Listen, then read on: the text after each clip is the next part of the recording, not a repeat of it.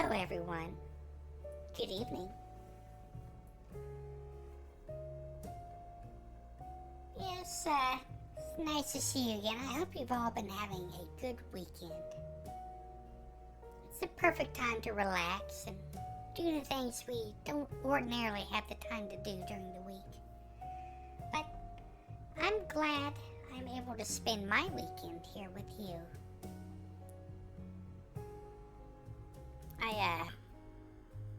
You may have noticed that, we're not going to be actually trying things a little different tonight. I'm not going to be playing any games. Instead, I'm going to focus on one of the things I enjoy, and that is, horror, the genre of horror, especially written horror novels, horror books. And I have a particular fondness for older horror fiction from the 70s, 80s, and 90s. I mean that, the 1970s, of course.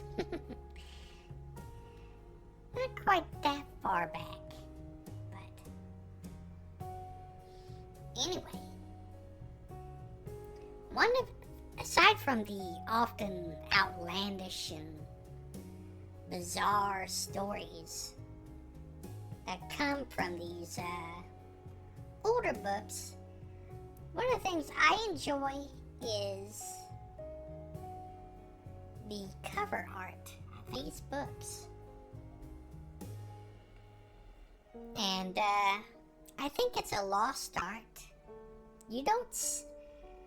Though I have seen some good examples recently, it seems the style and the art of horror novels from the 80s and 70s, it's mostly disappeared, and I think that's a shame.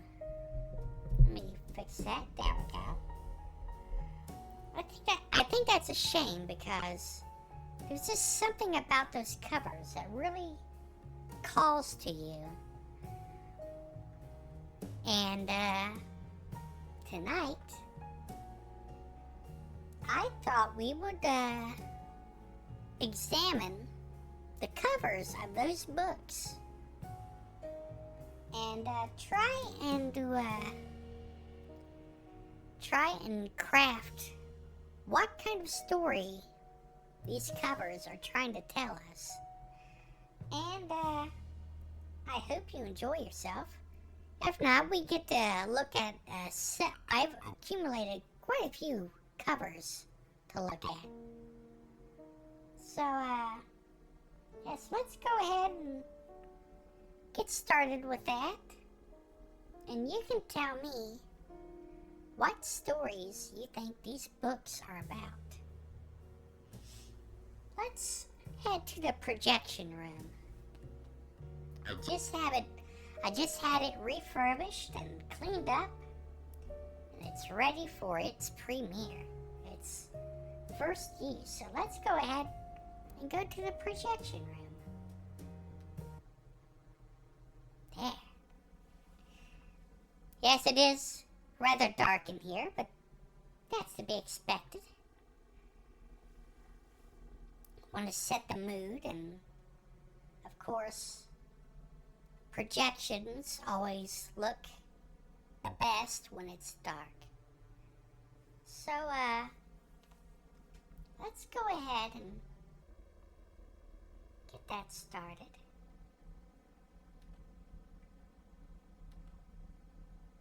There we go. Our first cover of the evening is Midnight by Charles L. Grant. And this is as you can see, it's actually edited by Charles L. Grant. So this is a collection of short stories. Now, before I continue, let's set the mood a little bit more.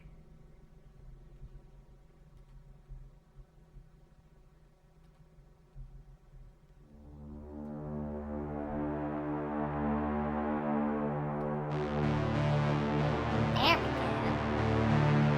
go.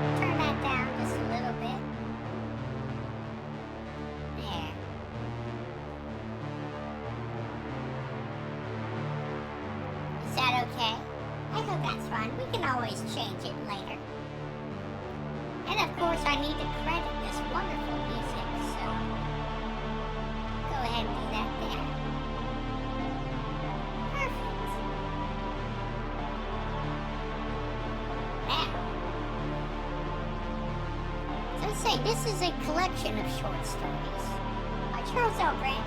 I've read a couple of his stories, a couple of novels by him. One is The Pet, and another is For Fear of the Night, I think it's called. That's the one I read most recently. Out of the two, I think I liked For Fear of the Night better. Even if the story in that book, well, I thought was a little confusing to me at times, but perhaps that's just my natural stupidity making things difficult for me to understand. But I did enjoy that book a bit more. The Pet, the story in that is much more straightforward, but the way it was executed, I thought could have been better. And frankly, I think the story wasn't as good because not as many people died in that book as I think should have died. And some people seemed like karma Houdinis, in a way. So that dampened, that hurt that story, I think, in the end. But, anyway. This is, midnight. It says, terror rules when the clock strikes midnight. Perfect, yeah, we're walling and pale. The clock hands here. Really, this is what I meant by just having a very, you know exactly what you're getting into when you look at this cover. It's, you see this with a lot of genre fiction these days. Not so much science fiction or fantasy, although fantasy can suffer from this as well. But horror, I believe, has suffered the most from this trend towards minimalism and abstract imagery for a cover. You just have a picture of an object or shapes, and I think that hurts the book in the end. And I think books could do more with if they had more evocative imagery. Like there are a couple horror books I bought recently, or there are more recent publications I think had some decent art, some good art, and I think we need to return to that kind of style. Return to proper gory art. Okay, let's move on here. Okay. Now we have Slime by John Hawken. Turn on the tap and die of terror. Sounds like you have some very bad water pipes. Especially if it's hard water and it comes out and it cakes the tap with lime and all that. It's so gross. But I'm sure some of you may know what that is. But this, I'm not for certain, but I think this book is a UK horror novel. And they usually had a rather distinctive style to the art cover, to the covers. And I believe that this is a UK novel. I'm not certain. So we'll just leave it at that. And let's see. Anyway, this is a proper novel, not an anthology collection. So Let's try and guess what kind of story this tells. Is obviously it's something to do with the water, something that's going to come through the taps, through the faucets. And I'm guessing, obviously, it's some kind of slime. Oh, is it like a blob creature? Some kind of amorphous, oozing, semi-solid being that just devours everything it comes into contact with? Or is it some kind of, like a slime mold of some kind? Because I've encountered stories like that too. Some of these covers, from my, just from my vast knowledge of reading many books like these, sometimes these covers can be very deceptive about what kind of story they're trying to tell you. So, this could be some kind of slime monster. It could be a mold of some kind. Or it could be maybe some kind of chemical or toxic waste. But anyway, that's Slime by John Hawken. Let's move on.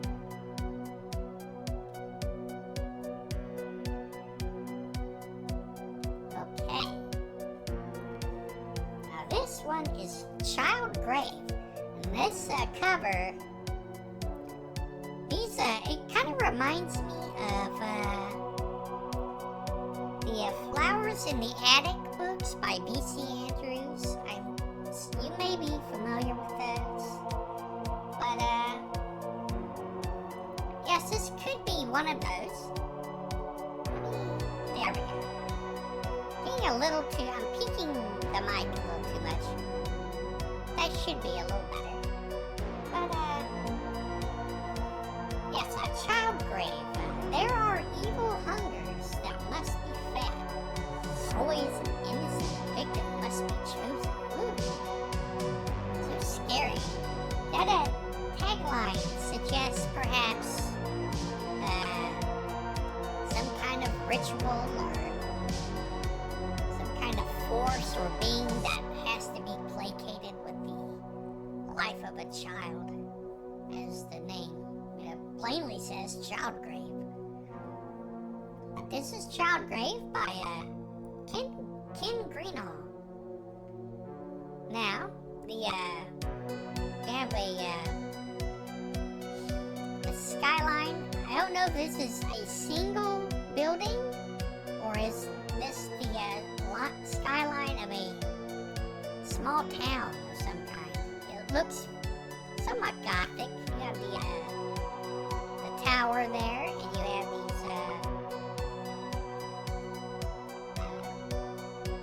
stone chimneys.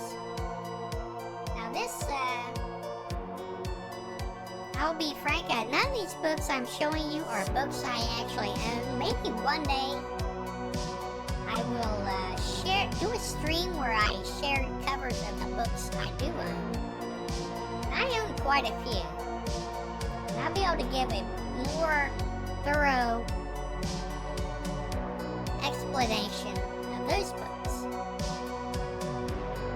But for now, we're just speculating, kind of ruminating and tossing ideas out there based solely on the art of the cover. So, from this one, it could be a spirit, a ghost, or maybe that's just the sensation of this young girl trapped in a kind of swirling vortex of fear and uncertainty and anxiety. Could be that as well. But let's go ahead and move on to the next book here. Yes, okay. This one is called Abracadabra by Stephen Gresham. Says nothing could save her from the horror, not even the magic word abracadabra. Now, this is a you saw this kind of style for horror books a lot. A skeletal figure, either a complete full skeleton or just something that's partially skeletized, like this rabbit here, popping out of the magician's hat. Now, you have the wand there and the white gloves, so this is obviously, paired with the title, this is meant to evoke a stage magician pulling the rabbit out of the hat and whatnot. But clearly there's something more sinister going on here than sleight of hand and tricks of the eye. Now, this book, I haven't read this book. I haven't read any of these, like I said, but I have heard about this book before. And unfortunately, what I've heard is that it's not very good.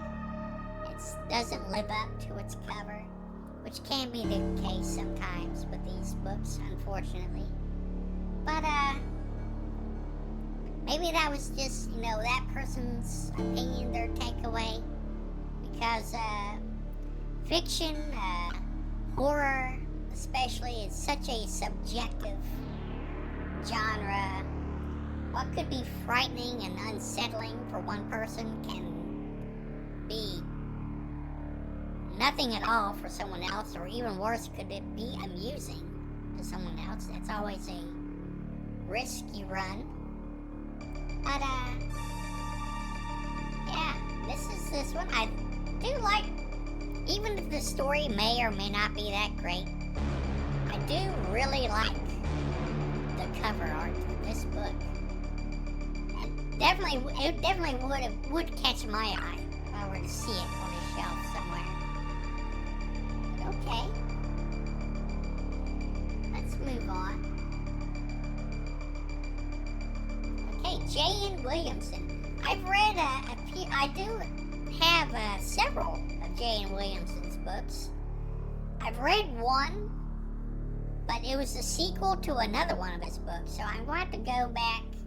And I recently acquired the first book that it's a sequel to, so what I'm going to end up doing is just go back and reread it after I read the first book. And maybe that will give a more clear picture of what's going on. Even though I did enjoy that book, though it left me feeling a bit confused as to what was going on. But, yes, this is J.N. Williamson.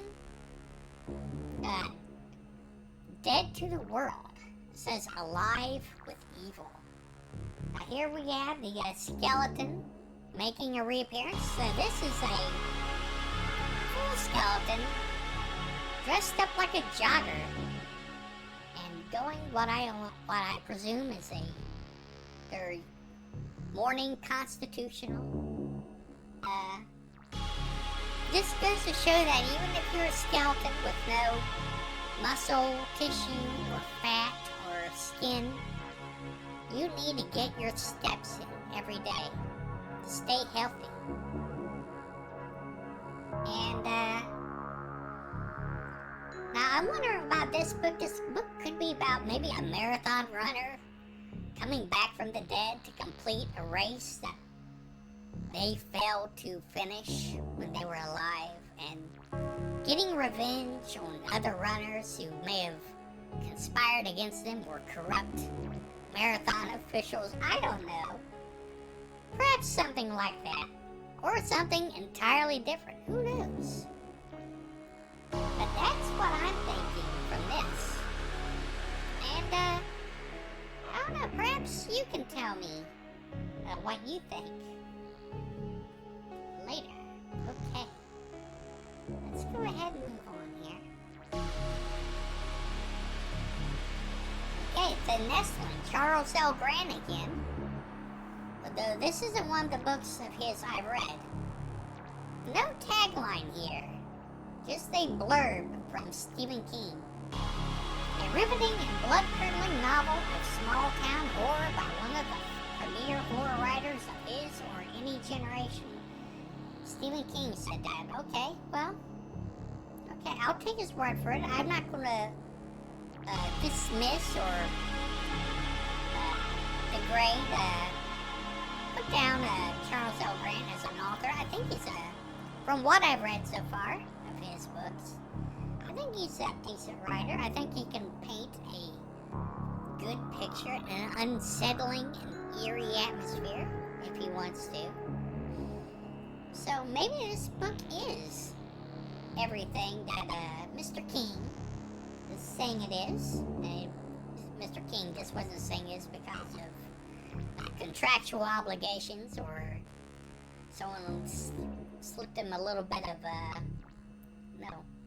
little dosh on the side. I'm kidding. I don't know that. I shouldn't say that. But yes, the nestling. Okay, now this looks like obviously some kind of bird. On the cover, a raptor of some kind of bird of prey with long pinions, a curved beak, and some intense eyes in between the feathers. There's a bit of blood there. I can't quite get a good look at what that is. It is... I'm not certain. Maybe I need to get my eyes checked again. Probably.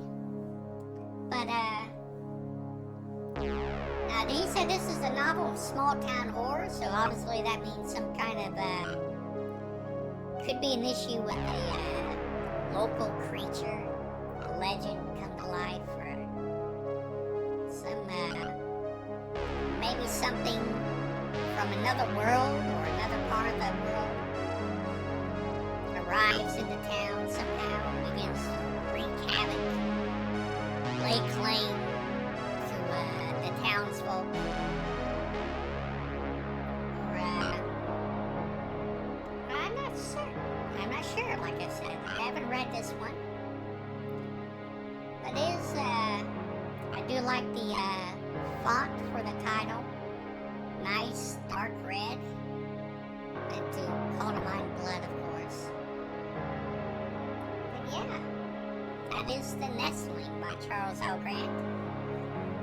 Let's go ahead and move on to something else. Okay, this one. Sometimes horror runs like the wind. Stallion by Norman McNeil. Now this cover is very nice, very evocative. We have a skeletal or near skeletal horse rearing against the night sky with a lightning bolt behind it. And it's a very, I do really enjoy this cover. I really like the attention to detail of the creature, the horse. But this is another book that I have heard negative, bad word of mouth about this. Again, like I said, maybe that's just their point of view, that's just their opinion, and you should always take their opinions or mine, with a grain of salt. Experience it for yourself. Come to your own conclusions. But I had heard that it was not, did not live up to the hype that the cover may inspire in you. But, like I said, I would like, if I found a copy of this book, I would probably give it a try.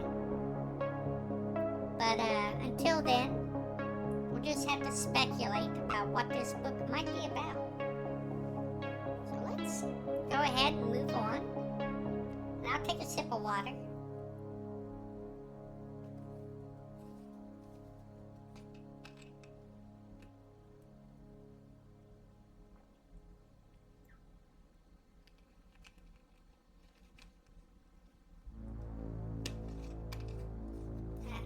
Okay.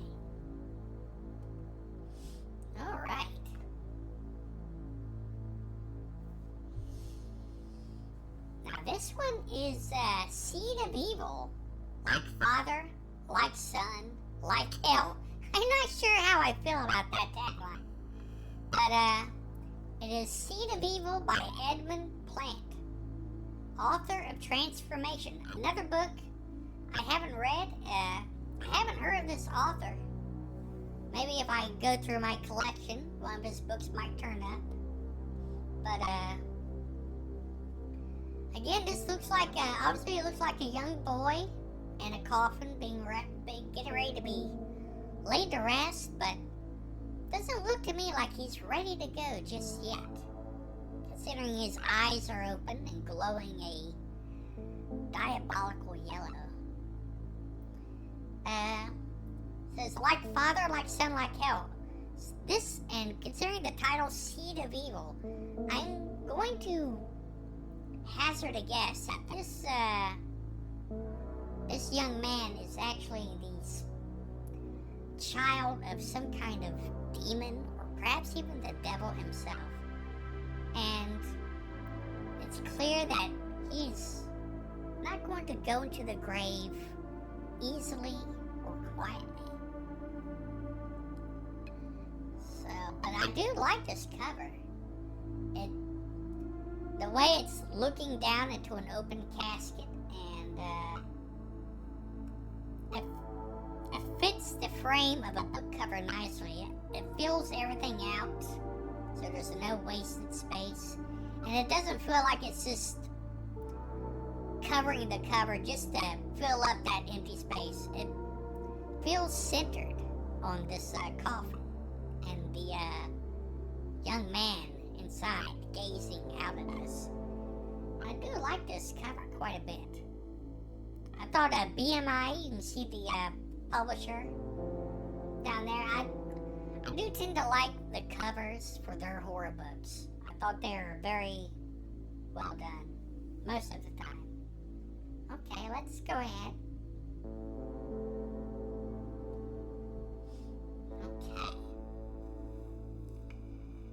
Okay, here we have Dark Companions by Ramsey Campbell.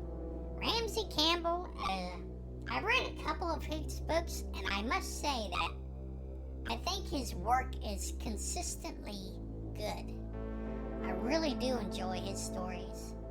There's something very eerie and off-putting about the stories he tells, but it's not always, even though there are flashes and moments of shocking violence and gore, they're few and far between. Mostly it's just this kind of, there's just a sense of dread, and that something is not right in his stories. And I really do enjoy that. I think it makes for, I think it's something that is well served in the book and in movies. I think some movies, I think it's harder for a film to pull that off, but when it does, it usually does it very well. And let me see here. No real tagline here. Just a blurb from Peter Straub, who says that the world Ramsey Campbell takes for granted is a world of our darkest nightmares. It's not a bad blurb from Straub, who, another author I really enjoy. I don't think he gets nearly enough acclaim and credit as other more well-known horror authors receive, but he's not entirely unknown, and he's definitely left his mark in the world of literary horror.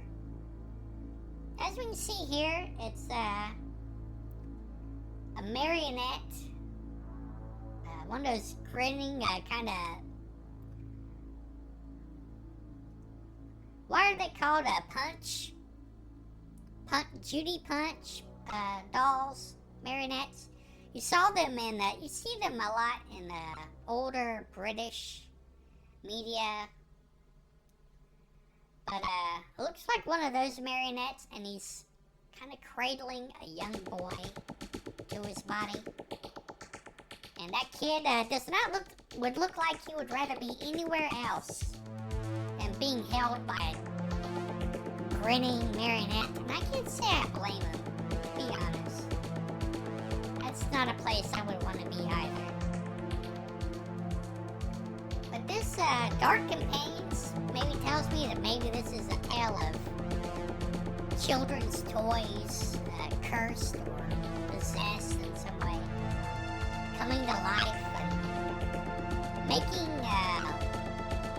things very hard for young owners, or something along those lines. That's what I get from this anyway.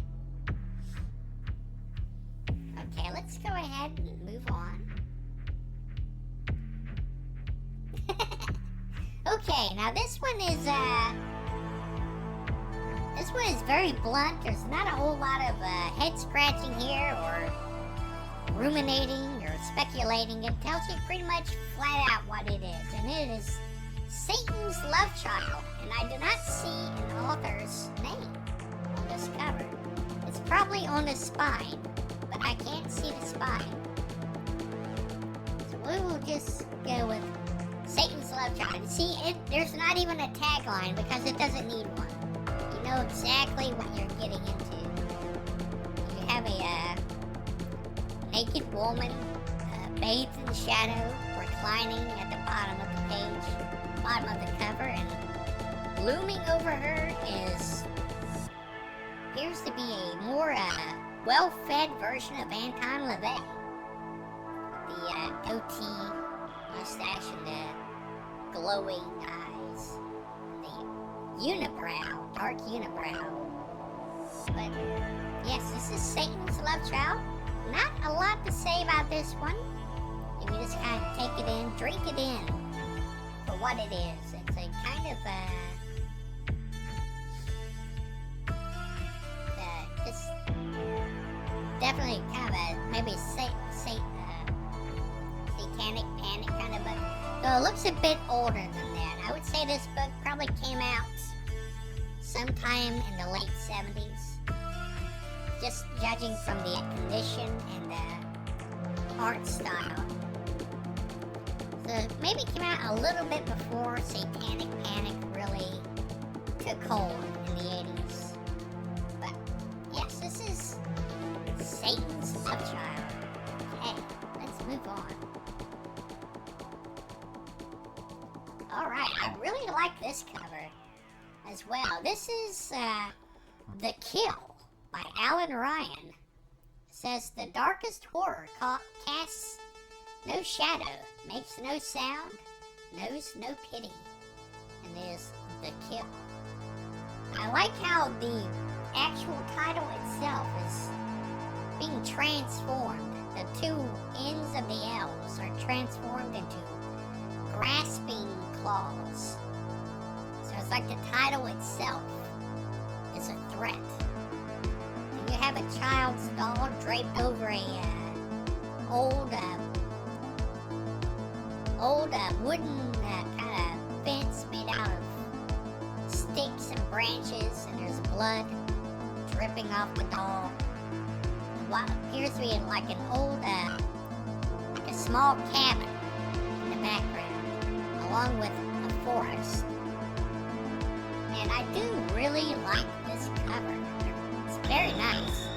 And I can tell from the kind of glow on the title words, that this is an embossed cover.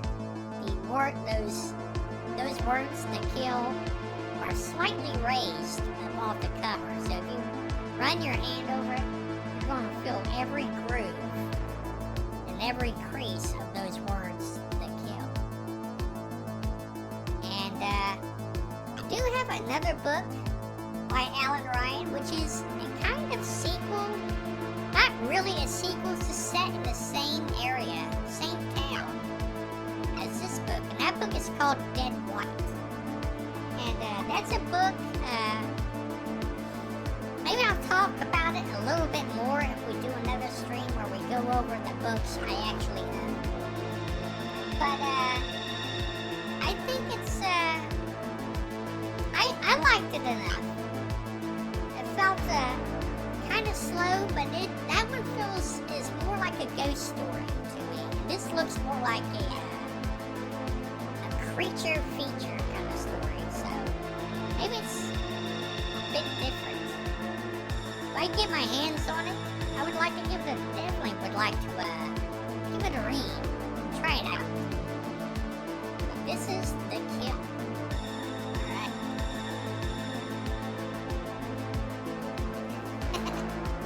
Alright. Some of you are going to be looking at this cover like, hey, that's how I treat my kid. My cat's just a big baby. This is Cat's Eye by William W. Johnstone. I think I do have some of his books, but he's a prolific horror author in the 80s, because you see his name come up a lot. And it says, it purred with pleasure and hissed with evil. Cat's Eye. This sounds like your typical cat to me. Yes, we have this is another kind of style of horror book cover you would see sometimes. Usually a baby that's been transformed in some way in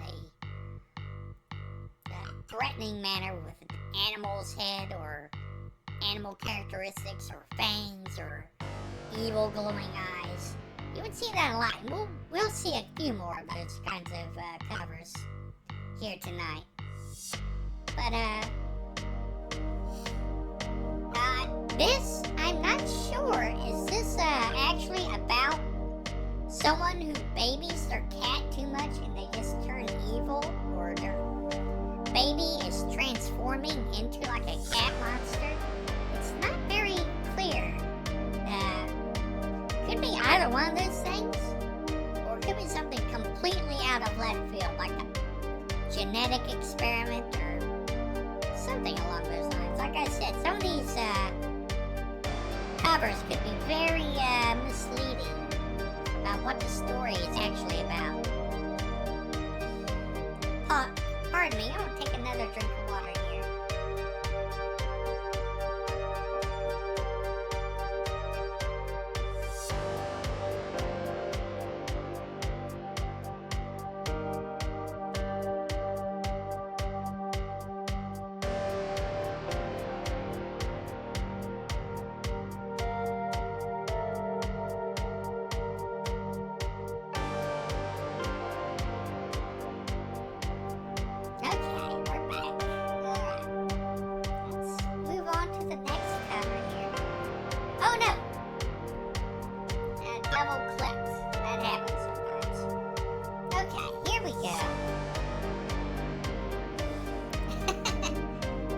Here we have, we had a surprise for TV's most beautiful daytime stars, The Kiss of Death, Phantom of the Soap Opera.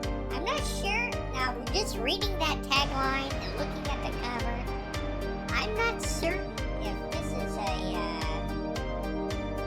meant to be a serious horror novel, or perhaps a more comedic one, but you can never really tell sometimes. Here we do have a Phantom of the, pardon me, let me get that author out. Phantom of the Soap Opera by Judy Miller. Now, here we do have like a skeleton draped in a cloak. I take a look at a cloak like that and I think Dracula or a vampire, not Phantom of the Soap Opera. Phantom of the Opera. But the Phantom of the Opera did have a very nice cape as well, so I think that fits. And here he has what appears to be a woman who is either naked or wearing very little, wrapped up in the folds of his cape, and you can see his hands are skeletal as well. So I'm guessing well, we're gonna say he's got quite a boner, perhaps, under there. And maybe that's what she's got that look on her face, like, what's poking into me? Like, oh, I'm sorry, I'm just full of bones. My apologies, I can't help it. But, yes, this is Phantom of the Soap Opera. Now this could be, I'm going to wager that mirroring the original tale, this phantom is not actually a phantom per se,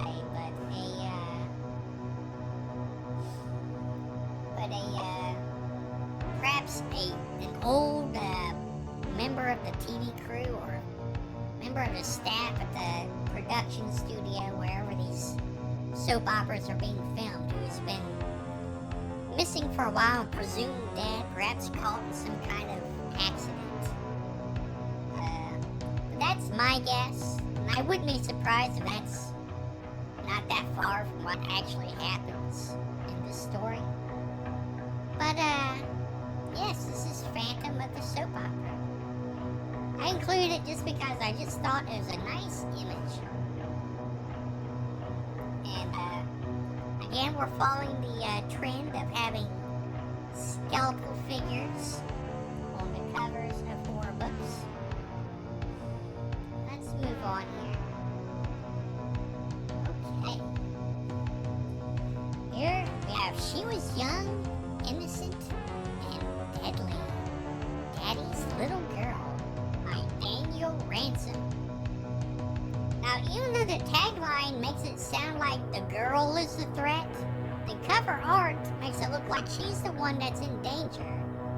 As you have this young girl sitting on, again, on another skeleton on the cover.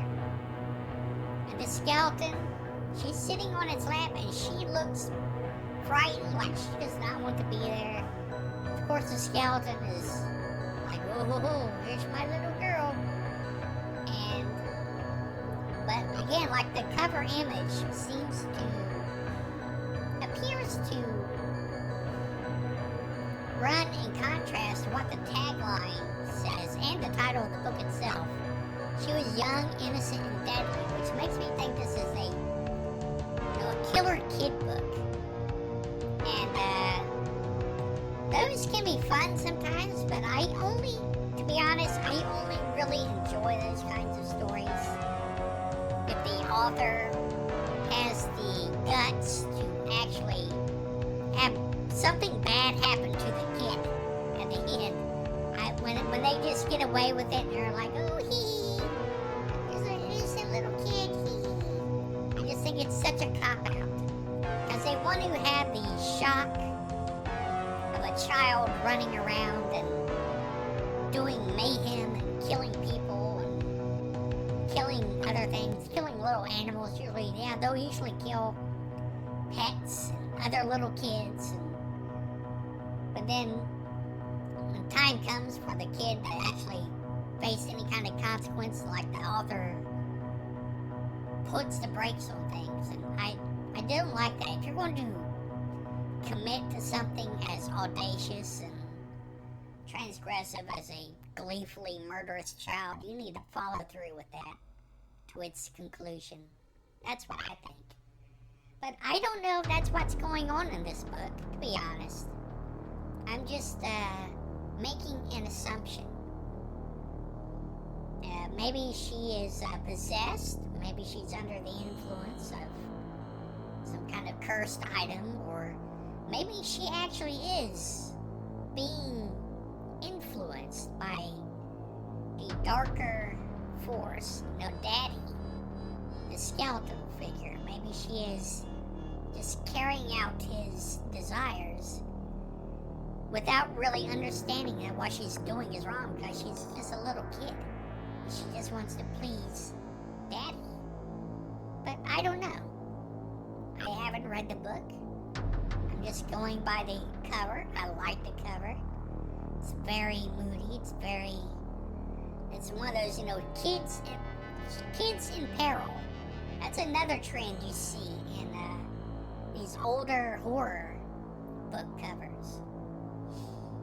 But, yeah, this is Daddy's Little Girl by Daniel Ransom.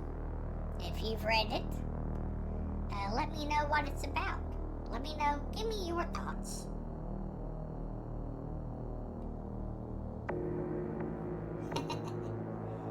Okay.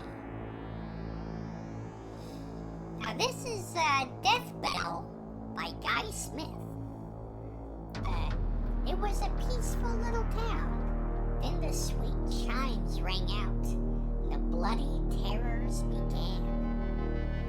So obviously, suggests that the bell itself is the source of the horror in this book.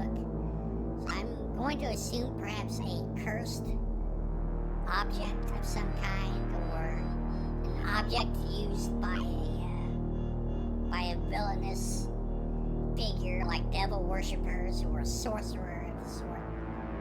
Something like that, as the design on the bell of a grinning, fanged devil suggests that this is probably some kind of demonic object of some kind, or it could just be there for generic, spooky evil horror. But I do like oh, blast it. What is the name of the thing that rattles around inside the bell? The clanger? That's not what it's called. But, I can't remember what it's called. It'll come to me after this is all over. I'll be like, dang it, that's what it's called. So I'm just stammering all over myself like a fool, as usual. But anyway, that object, whatever it's called, it looks like a drop of blood coming out of the bell, and I think that's a nice touch. I do like that very much. Anyway, this is Death Bell by Guy Smith. Let's move on here.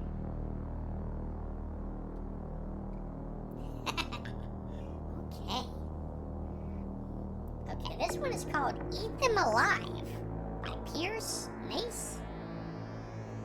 First time in paperback, it says. His thirst for revenge was unquenchable until he stumbled on the terrifying monsters of, what is that? Malpelo Island? So this looks like just from the cover, it looks like a giant insect story. Just giant creatures in general. So it kind of goes in mind with a man that stumbles across an island, and time is stopped on the island. You still have dinosaurs and giant carnivorous insects. It's Skull Island, essentially, or any island that you would run across in a number of movies from the 40s or 50s, where like the Lost Continent or the Lost World. And I do like that it's a praying mantis, mostly because I think praying mantises, or is it mantis? Oh well, praying mantises are very nice looking. I like the way they look. They look like they mean business, and they do mean business. So you have a man, raising his hands up in front of a giant praying mantis. Not sure if that's the most intelligent thing you want to do when facing a giant predator that operates by movement. But, yeah. Eat Them Alive. I like that title, too. It's very visceral. Lets you know exactly what's going to happen. I'm going to assume it's not just him. That would be a very short book. So I'm going to assume that there's a lot of fodder that comes along with him that gets eaten alive. Or at least I hope so. That would make a very boring book otherwise. And that is a possibility. As I said, these covers can be very misleading. So let's move on here. Go team! Go team! Yay! Go Skeletons! The nightmare began the day she moved in. The Girl Next Door, a novel by Jack Ketchum. Maybe that's what Ash's father is up to. He's running around writing a bunch of cheap thrill horror books. I mean, if he is, then more power to him. I can respect that.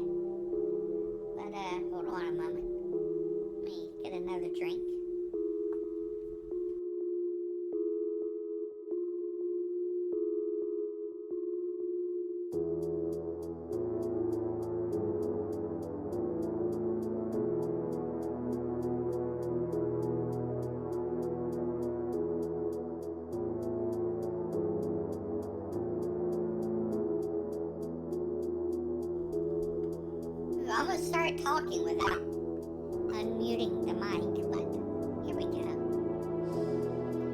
Yeah, this is one that's another skeleton, but this is only partially skeletonized because it looks like it's only her face, only her head is the skeleton, even though she has some cute pigtails. The rest of her looks normal, and it's a cheerleader girl jumping in midair, waving her pom-poms, flashing you a Death's Head grin. And again, this seems like maybe a killer teen, killer something. Seems like I don't want to make any kind of assumption about maybe the supposed age of this girl, because it looks like maybe, though I don't know, I see a U on her sweater, so maybe it is a college girl. But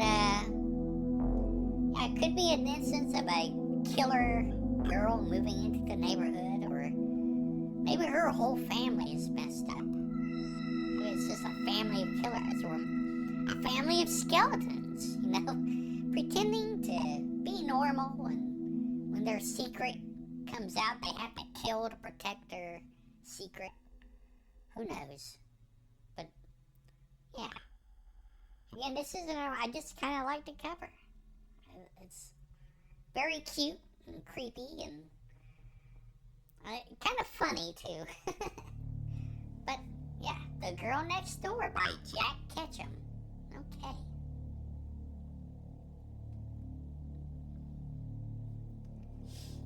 Okay, Spawn. No, not Spawn by Todd McFarlane, but Spawn by Sean Hudson. Unwanted, they died. Unborn, they lived. So, this man, trapped in a jar, looks very frightened, and considering what I've seen happen to other things, placed inside jars, I don't blame him for looking so terrified. He knows what's coming, and he's not very happy about it. But again, we have like a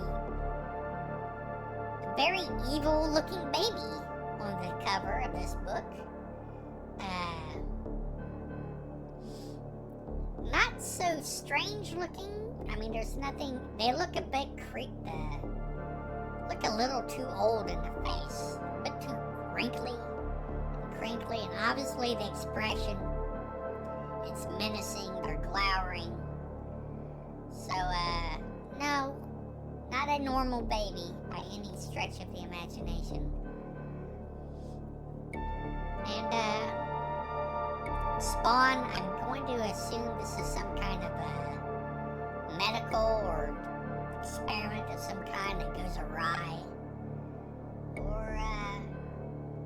Or this could be maybe it's even tackling something dicey like abortion. You see these in horror stories. This is one of the things I enjoy about horror, actually, is it will tackle subjects that can be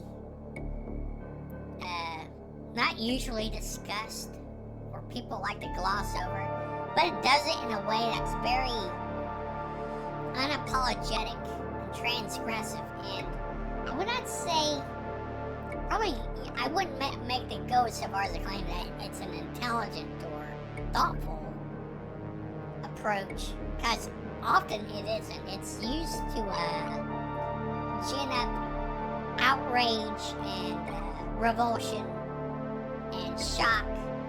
But that's okay, because that's what horror is supposed to do. It's supposed to shock you. It's supposed to push your buttons, make you uncomfortable, make you examine,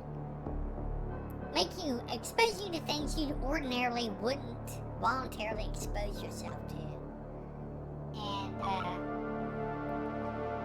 maybe that's what's going on here. I'm not certain.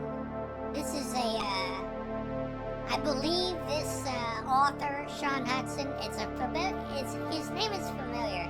I think he is another UK horror author. So maybe maybe it's not about abortion or things like that. More likely, some kind of medical experiment, fertility. At the time these books were coming out, things like fertility treatments were still mostly unknown or a bit mysterious to a lot of people. So it could be something along those lines. But yeah, this is Spawn by Sean Hudson, with a man in the tribute jar, reeling in terror at his coming fate. Okay, let's move on. Now, I really do like this cover. Another skeleton. Got plenty of skeletons on display here tonight. This is The Children Played Right into the Hands of Death, Baby Grand, by Joseph E. Keene and William W. Johnston. There he is again. Now here we have a skeleton all decked out, a tuxedo, except for no shoes for some reason, so we can see his clinky, tippy-tappy, clinky skeleton feet.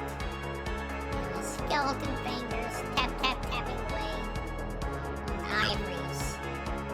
Of course, he's turning his bald skeletal face towards us with a grin as he goes about playing whatever's on that score sheet. Now, this one, the tagline, "The children played right into the hands of death." So this is, I'm going to assume maybe this is some kind of a music school or a music teacher, perhaps. And with the title Baby Grand, obviously the Baby Grand piano, it's either cursed or possessed or haunted by a nefarious ghost that preys on children. And maybe this Baby Grand is used for kids to practice for music lessons, and it affects the children somehow, curses them or influences them to do bad things or have bad things happen to them. And that's what I'm getting from this this cover and the tagline. So yeah, this is Baby Grand by Joseph E. Keene and William W. Johnston.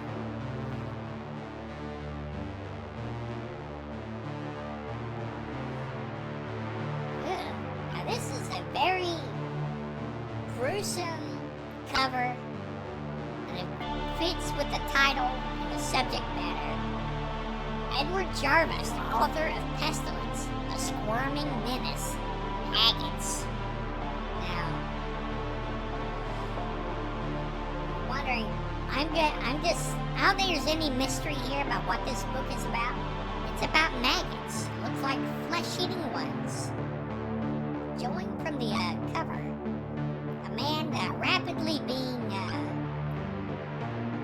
bunch of maggots, quickly making short work of a man who's screaming in pain and terror as they devour him alive. Now this to me looks like another book maybe from the 70s, because nature running amok, 70s or early 80s. You would find a lot of stories about nature running amok and turning against humanity.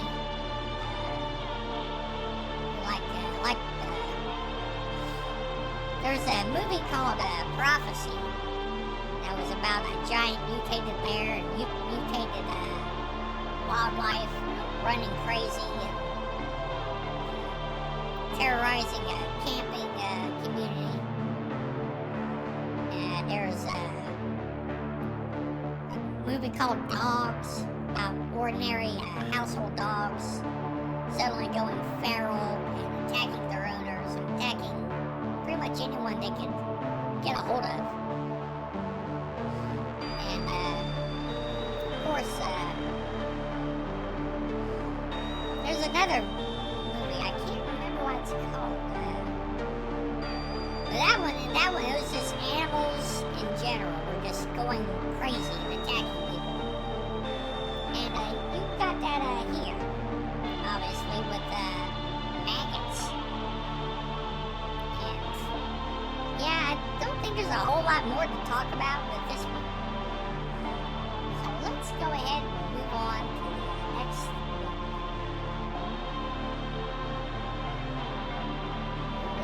Okay. You're saying, is this a horror book, or is this just Watership Down? And it's a horror book. It's The Folly by David Ann, by the author of Rabid Day of the Mad Dogs. That's quite a title that leaves little to the imagination. Lets you know exactly what kind of story you're getting into. And if that title is any suggestion, going from the cover art, it looks like this story is another one in that tradition. Except instead of rabid mad dogs, we have killer rabbits. Now, it looks like these are actually just going to be regular-sized rabbits. There's a old horror movie called Night of the Lepus, and there were killer rabbits in that movie, but they're about the size of human beings, probably a bit bigger. And so at least that was like, okay, I can at least conceive that these giant rabbits would actually absolutely maul you. They got a hold of you. It looks like these are just regular rabbits. Trying to look a little closer at the mouth. Maybe it's got some pointed teeth. Maybe they're mutant killer rabbits. Like, okay, that would help a little bit, I suppose. But, yeah, this is The Folly by David Ann. And I need another drink of water. Hold on.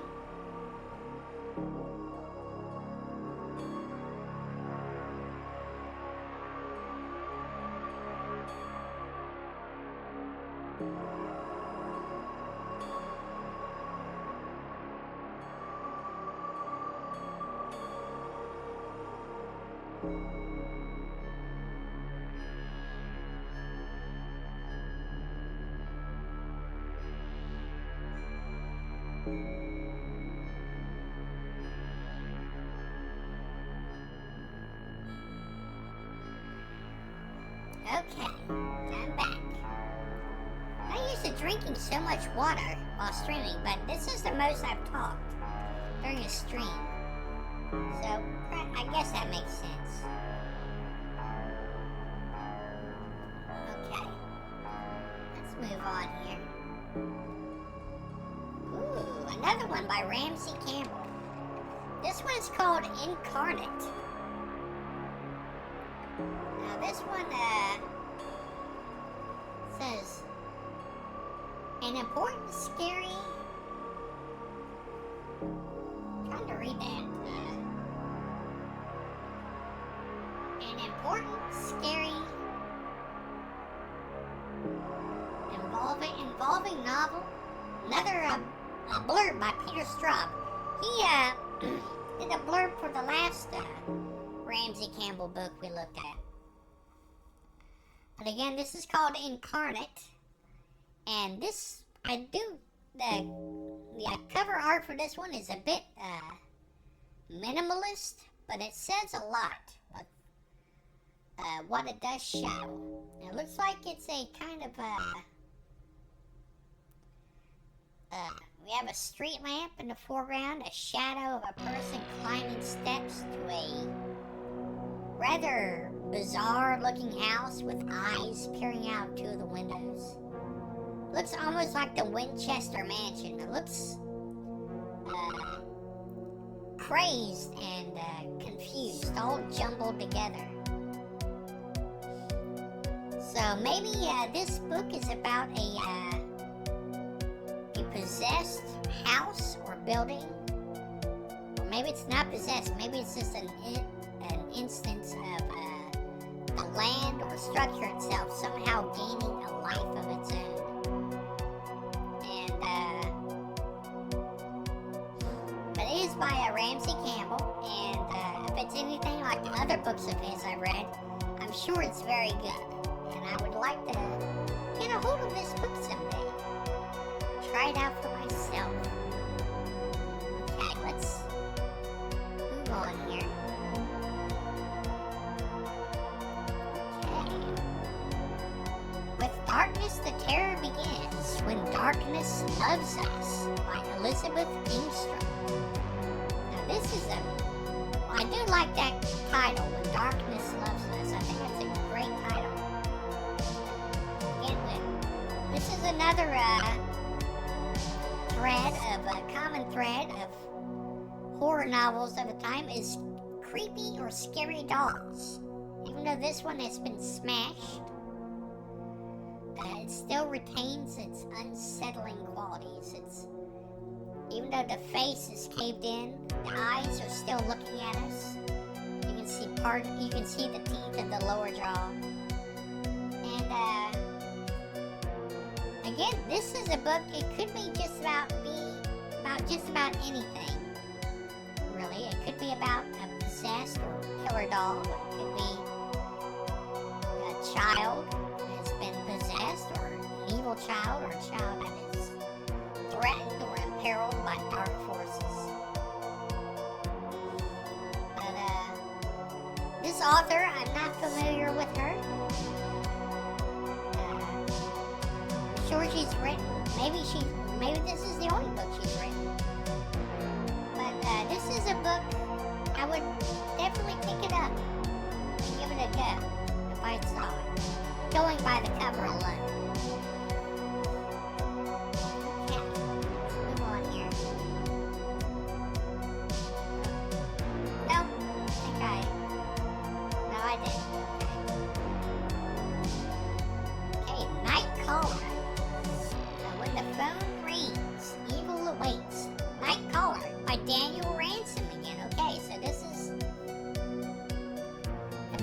Wrote Daddy's Little Girl.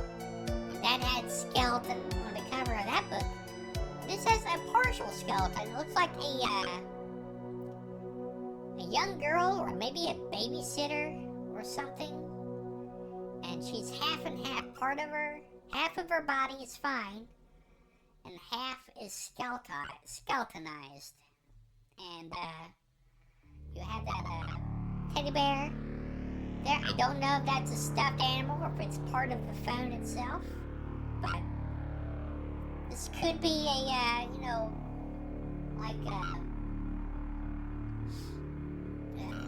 like a stalker story. There's a movie that came out around this time.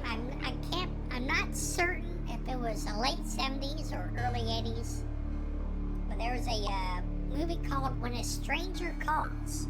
It was about a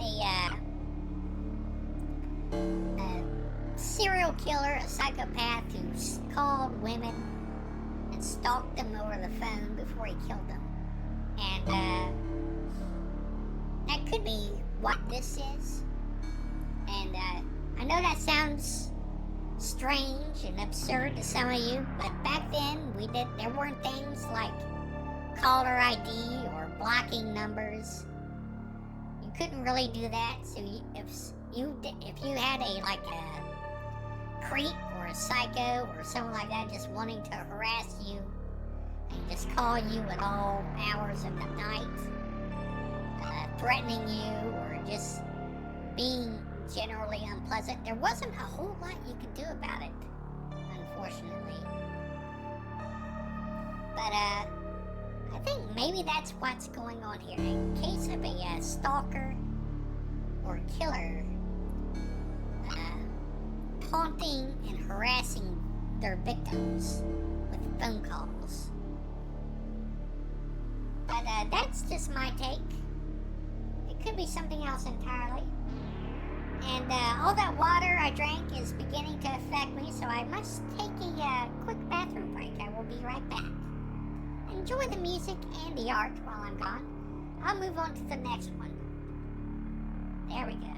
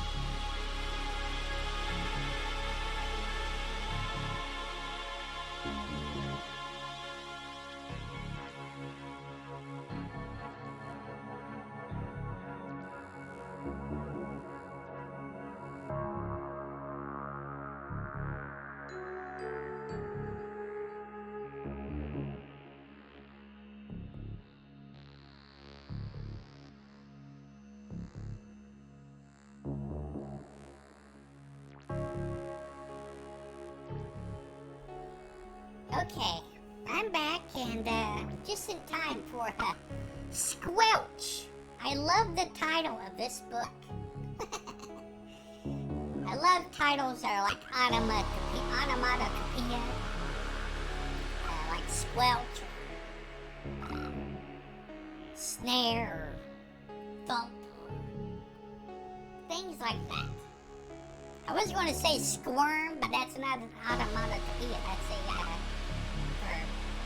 Anyway, moving on. This is by John Hawken, and I believe John Hawken is the man who wrote that book Slime. So this seems on brand for him, for the kind of books he wrote.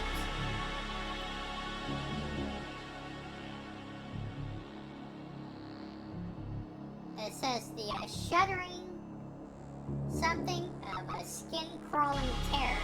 I can't really read that. Part of that is I'm just kind of stuck looking at the small OBS screen. But also the quality of the picture here isn't the best, unfortunately. But it's clear enough for us to see those adorable little creatures on the cover. And I guess these are the source of what's going squelch in the book. And look like little gremlins or goblins of some kind. And so clearly these aren't normal, animals run amok. These are obviously little creatures of some kind. I'm going to assume they're little. They look little to me, like little imps or the like. But this is a book I'd really like to get to read because, well, just from the title alone, it would pull me in. But those cute little monsters on the front also are a big draw to me.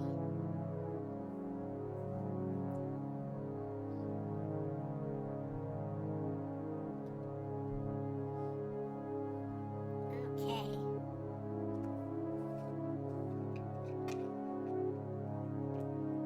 Take a little sip here.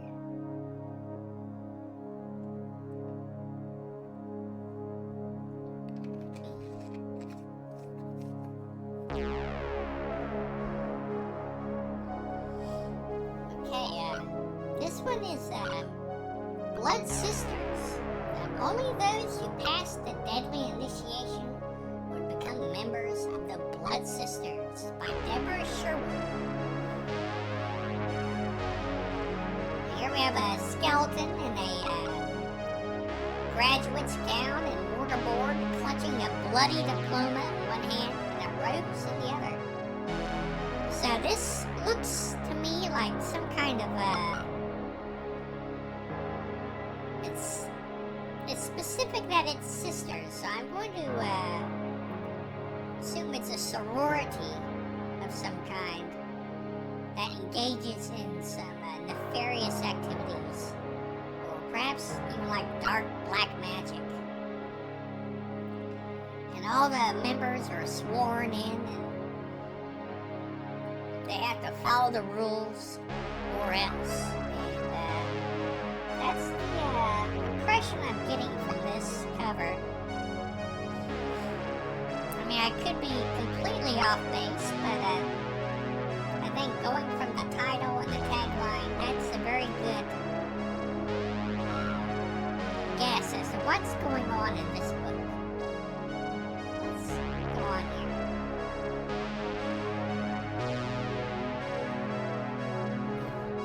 Right.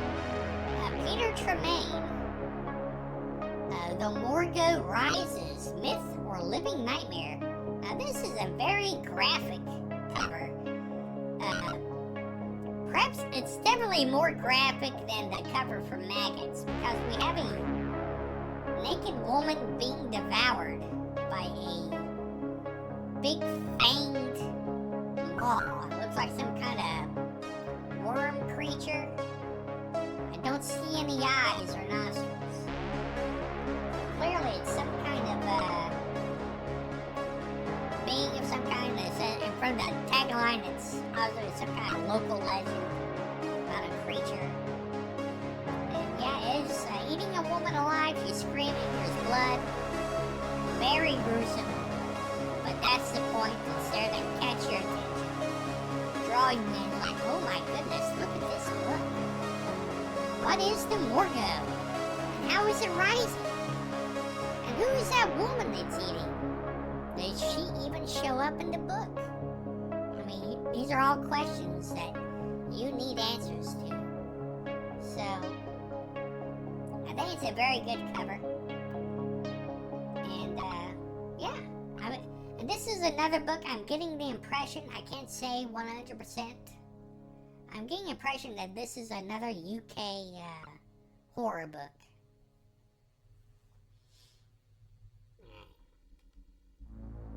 Ooh. John Russo, author of The Night of the Living Dead. I don't know if it's that Night of the Living Dead, but it might be. Maybe he did the novelization of the movie, the George A. Romero movie. But they hunt, they kill, they follow their dark master, and never really die. Living things. I really like this cover. Now I'm looking at it a bit more, the guy, the grinning ghoul on the front, he kind of reminds me of Evil Ash from Evil Dead 2 in some strange way. Maybe it's the shirt, it's the hairstyle, it's the expression, definitely. But he's surrounded by a fang-bearing snake. There's something wrong with his eyes. Oh, it's the snake. Now that I'm looking at it more closely, the snake is weaving its way in and out of his eyes and then rearing up over his shoulder. That's a really nice image. I like that. Along with the kind of writhing font for the title, which also calls to mind snakes. And you can see it with the top of the L of living and S and things. There's a little cutout to make it look like snake heads. So yeah, this is a very cool cover. I like it quite a bit. Not sure what this book is about. It says they hunt and they kill. They follow their dark master. So these are, could be beings created by some kind of magician. Or maybe it's demon-possessed people. Hard to say, really. All I can really say for certain is that I would like to read this book if I ever got my hands on it.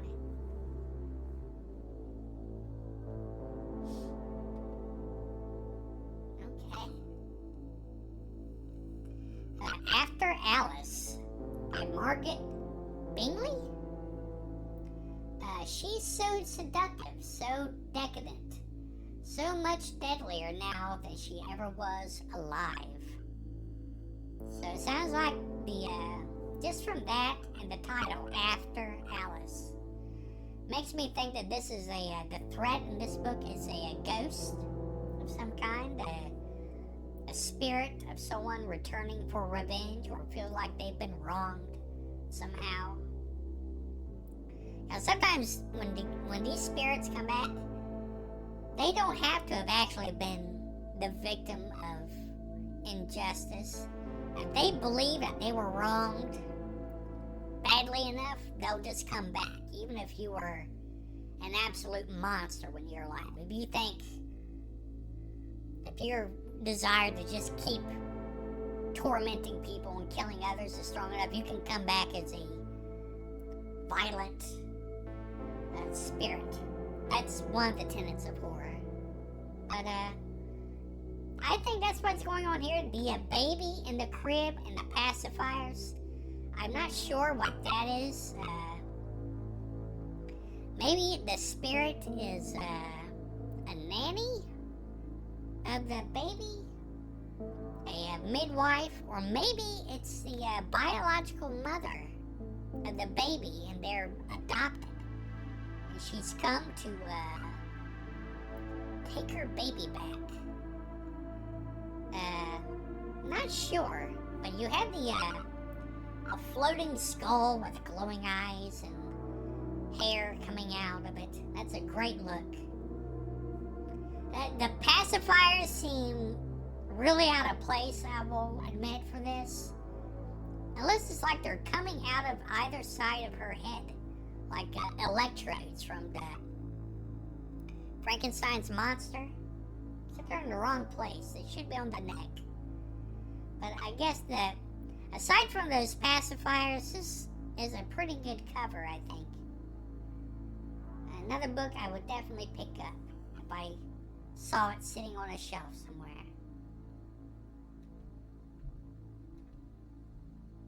Okay. Alright, this is The Lower Deep by Hugh B. Cave. It says the Caribbean village of Dame Marta du Nord.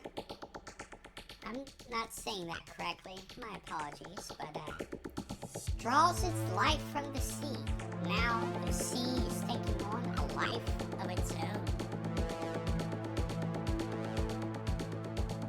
And the music is a little too loud. There we go. Okay. Now this,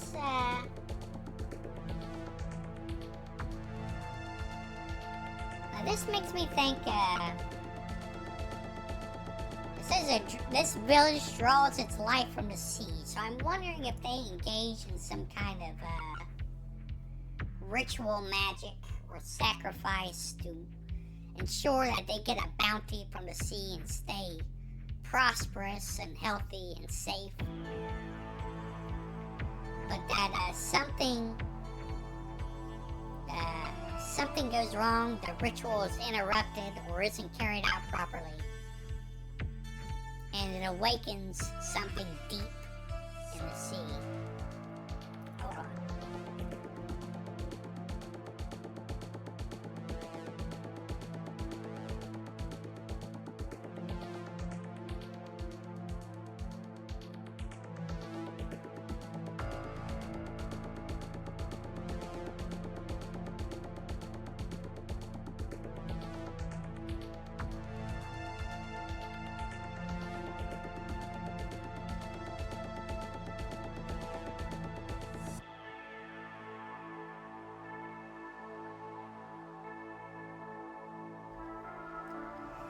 Excuse me, I'm back. I had a little bit of a tickle in my throat. I hope you forgive me, and let's go ahead and continue to examine this cover. The interrupted ritual is one possibility. Another is that they do get their life from the sea, and it's a perfectly normal, non-nefarious way. They're fishermen, perhaps they dive for a treasure, and that's what I'm getting at. Maybe they host treasure hunters who investigate shipwrecks, because this is the Caribbean, so there's bound to be plenty of old, I would say, like, most probably old slave ships that may have gone down. And people will plunder them for historical artifacts or whatnot. And they end up disturbing a ship that would be better for everyone if it had just been left alone. So I'm thinking that is another possibility for this one. Alright, let's, but this is The Lower Deep by Hugh B. Cave. Let's press on.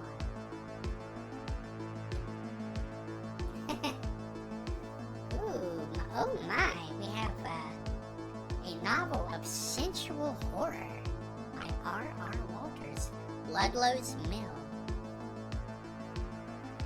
Now yes, there's there's erotic everything, but there's definitely a market for erotic horror, and a lot of horror can carry this charge of sexuality and eroticism.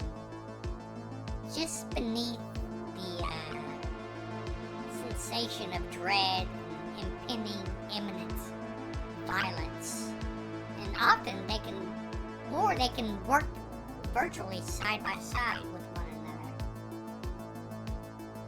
And that's one of these books is Ludlow's Mill. We have a very kind of red cover. Red meant to be, it's passionate, it's a carnal color. You have a young woman, a bit of a yellow glow to her eyes, fangs, and two snakes rearing up on either side of her head, meant to mimic horns, I think. So obviously a kind of a she-devil, a succubus, perhaps. And yes, this is Ludlow's Mill by R.R. Walters, and a sensual horror novel. So if that's up your alley, I know that's up mine. Maybe we could check that out and read it together sometime.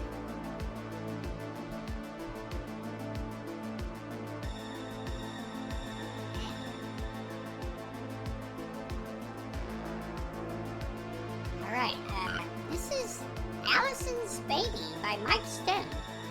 All these years, the doctor has waited. First there was Allison, now he wants Allison's baby. So it seems the doctor is the clear threat here. Obviously, we have a skeleton in scrubs and a surgical mask, cradling a baby who, while he doesn't look content, while he doesn't look terrified, he looks more than a little unsure about what's going on. It's like, why is this, skeleton holding me like this? I want my mom. But, yeah, this could be a doctor performing experiments. That's my guess, just from the tagline. Because it says the doctor has waited for years. So I'm guessing he's waiting for the perfect test subject, perhaps, for whatever it is he's planning. But again, the skeletons making another appearance on the horror book covers. Doing that a lot tonight. Yeah, this is Allison's Baby by Mike Stone.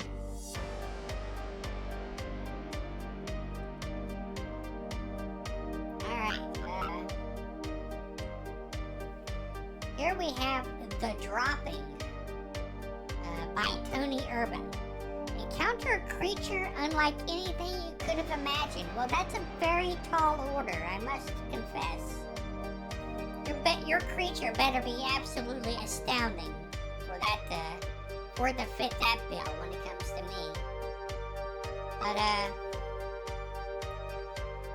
aside from the tagline making claims I don't think it can back up, I do like the cover. It's we have a wood, cloudy night sky with a full moon, a tree line, and what looks like a face made out of branches and roots with red glowing eyes.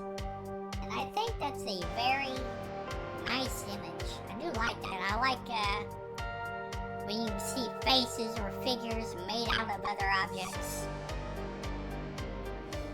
But very good. And obviously, this is a creature story. I do like creature features. Horror stories are based around a monster of some kind.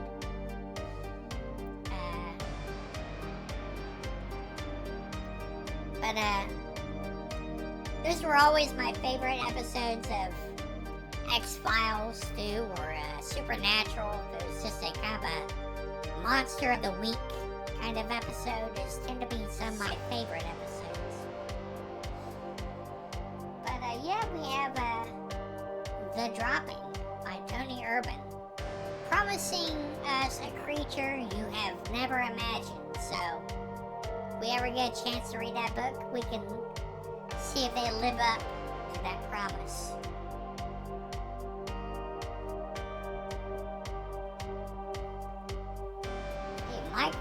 is Michael Talbot and Night Things. No tagline, but you don't need a tagline when you have a cover like this. And honestly, I have no idea what's going on in this cover. It looks like something is rising out of a crack in the ground. It's tearing up the steps of a house. It's an angry, screaming face, and it's tearing apart the pillars of the porch. And really, aside from that, there's nothing else to go by from this book, so maybe a haunted house story or something along those lines. Like it's shooting a laser out of its eye. That's... I mean, when I think horror, I don't usually think layers, but I did read a horror story where maybe I could share it. Maybe I'll just talk about it here. But there's a what it was called I think it was called Toys in the Attic. And it was another one of those books where like there's a child cradling like an old tin soldier kind of toy, and he had skeletal hands. And this book, it started out okay, but it had such a bonkers ending. And not really in a good way, I must point out. It's as during the climax of the book, one of the main villains just kind of disappears.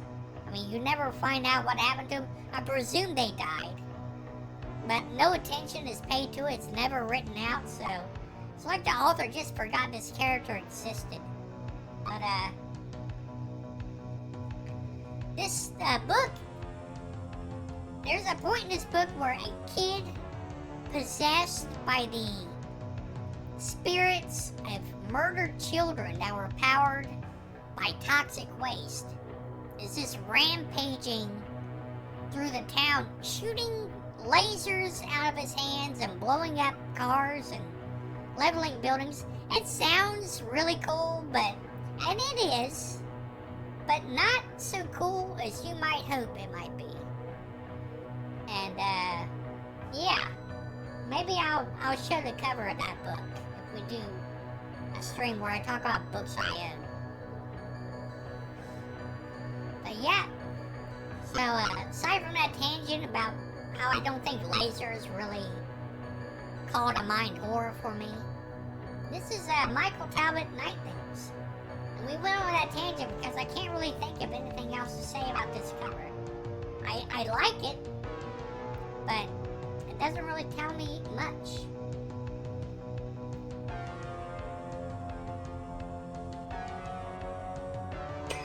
Excuse me.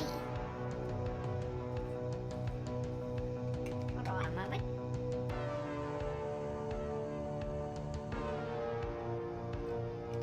Phew.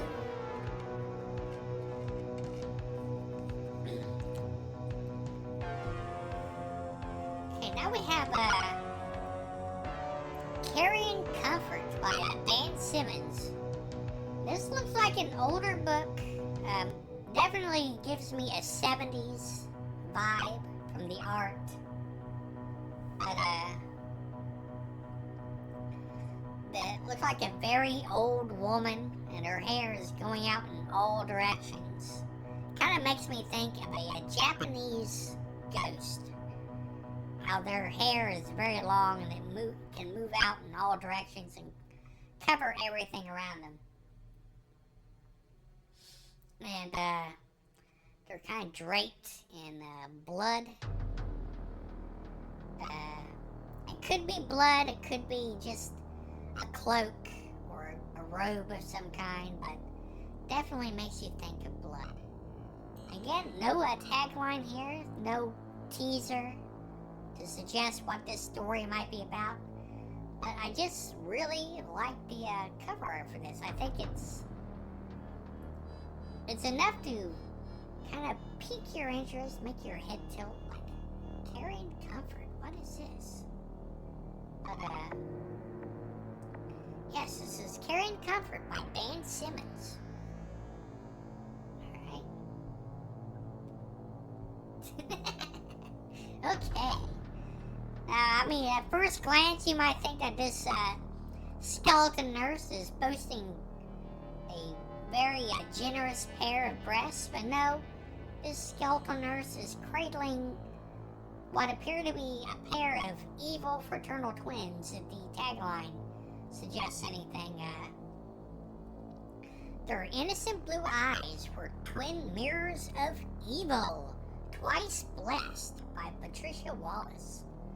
So yeah, I'm going to guess these are evil twin babies being carried around by a very happy skeleton nurse with her hair and a nurse's cap. The babies they look more dumbfounded and confused than evil to me, but I don't know, looks can be deceiving. But I just liked this cover. I thought it was kind of funny. Kind of showed how ridiculous some of these horror novel covers could get at times.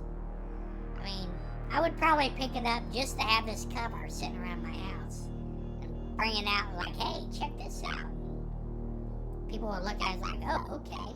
And then like, why are you showing me these things? But anyway, evil babies. Again, this could be medical experiments, the devil's spawn. Who knows? I mean, I don't know. But maybe we can figure something out together.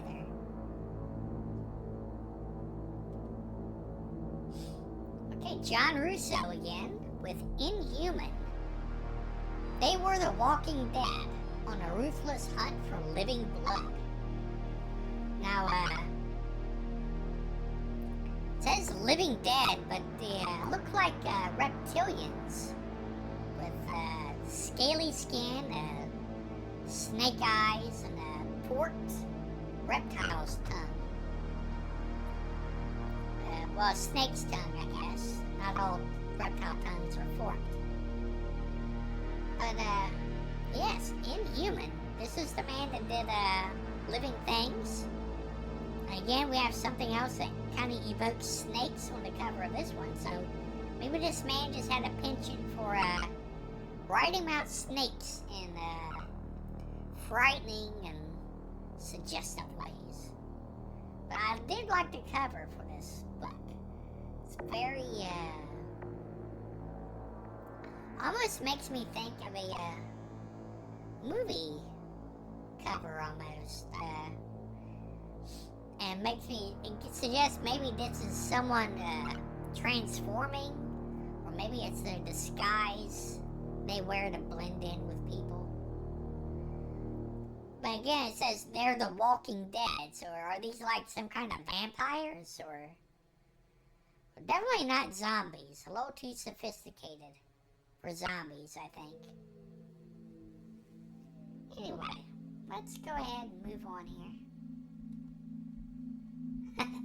Ramsey Campbell making his third appearance on the stream tonight with The Doll Who Ate His Mother. That's quite a title. You got a couple of blurbs from authors here. One from Robert Bloch. And one, that's not an author, that's just an outlet, Publishers Weekly. I'm not going to read those because I can't really read them. They're a little too small on my screen right now. But The Doll Who Ate His Mother. This is a very, it is a very evocative image. You have what looks like a statue of a woman missing her head and her arms, so it's just the torso and the legs. But there's a hole pushed out around her abdomen. There's blood dribbling out of the hole, and two eyes peering out from inside the cavity that was inside this statue. And that's a very kind of creepy image, and it goes with the title, The Doll Who Ate His Mother. And that title alone is kind of like, what? The what doll? And how did he eat his mother? So, and again, this is a Ramsey Campbell, so I will make a safe bet that this is actually a very good book, or at least a very entertaining book. And I would love to give it a read sometime if I can ever get a hold of a copy.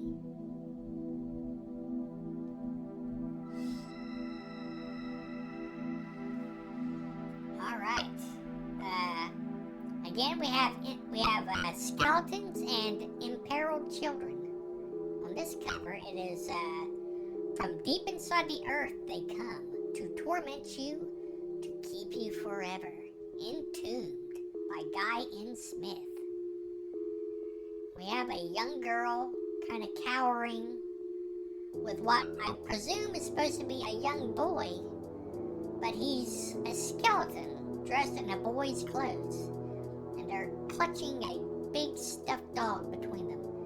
And again, kids in danger, kids being frightened. Another common staple of 80s horror book covers. But yeah, I enjoy this cover quite a bit.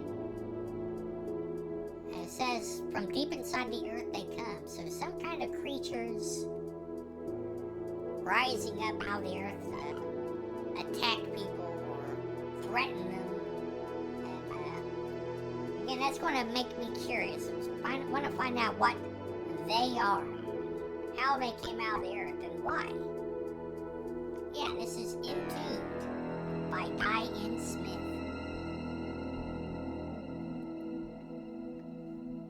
Okay. Hold on.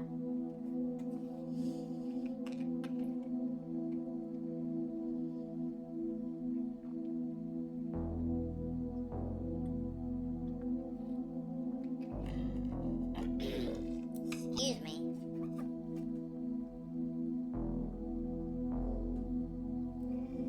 Okay, this is Be It Ever So Deadly, There's No Place Like Home Sweet Home by Ruby Jean Jensen. Now, Ruby Jean Jensen is probably one of the most prolific female horror authors from the 80s. She's kind of compared as like the female Stephen King with the volume of books she put out. And I've read some of her books. I do like her books. They're very, excuse me. They're unsentimental. They're creepy. And she's not shy about taking the story places that would make you uncomfortable. And I do think she's just very good at what she does. This book is by her, and again we have the skeletons. This is the variant that has eyeballs still in the sockets and hair. So it gives them an almost human-like look to them. It looks like maybe a grandma or mom figure, going from the look of the sweater it's wearing and clutching a child's baseball cap in one skeletal hand. So this is, I do like this cover. It's very nice. Not sure what it could be about. Could it be about the ghost of a frightening grandma, rising from the grave to wreak havoc on her ungrateful family, or maybe someone is possessed, or maybe it's just, crazy relative. Who knows? I don't know. I haven't read this book, so I would love to read it though. But yeah, this is Home Sweet Home by Ruby Jean Jensen.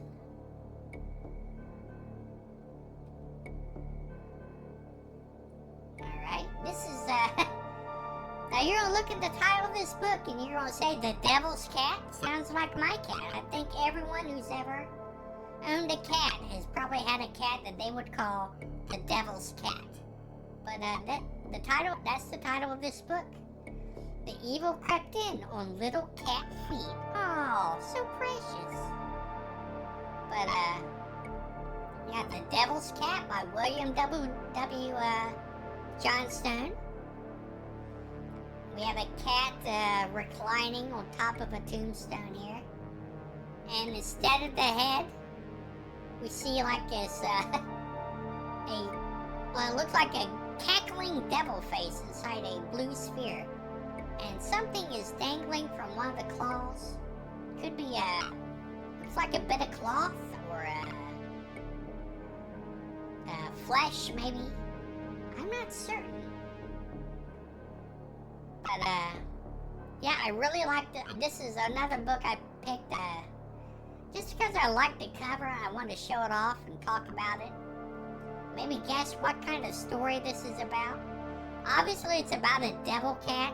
I'm going to assume it's a cat that's either possessed by a demon or the devil, or it's a demon itself just taking on the form of a cat, which sounds more likely to me.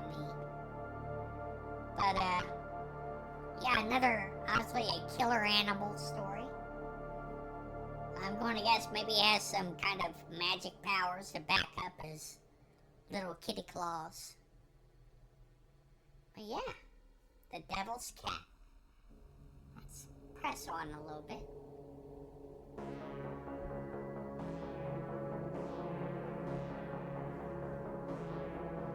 Alright, this is The Ritual by J.N. Williamson, who's making a return on the list tonight. Once it is complete, the world will be plunged into everlasting hell. Ooh, so frightening. But I like the look of a candle, obviously part of the ritual, or to suggest ritual behavior, ritual tool. And there's a face, and they're slowly melting away. And yeah, I just really like the look of this cover. Again, this is another BMI cover, and I said before I like the covers of their books. Very evocative, call to mind a lot of frightening imagery, which is what you want for a horror novel, of course. But yes, The Ritual by J.N. Williamson.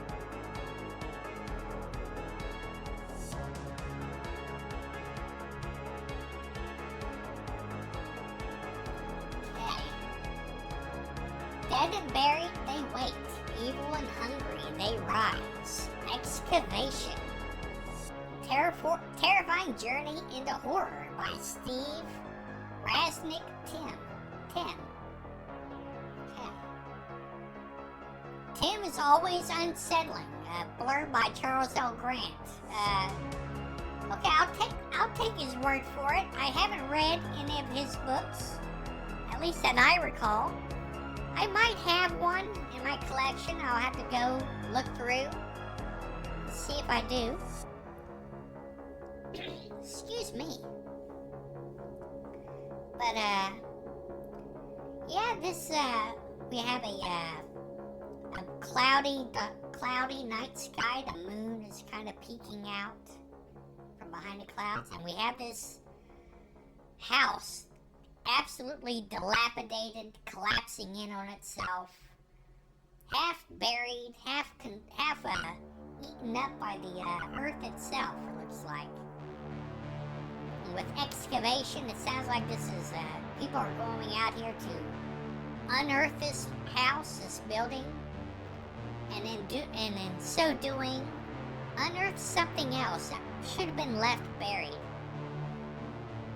This kind of reminds me of,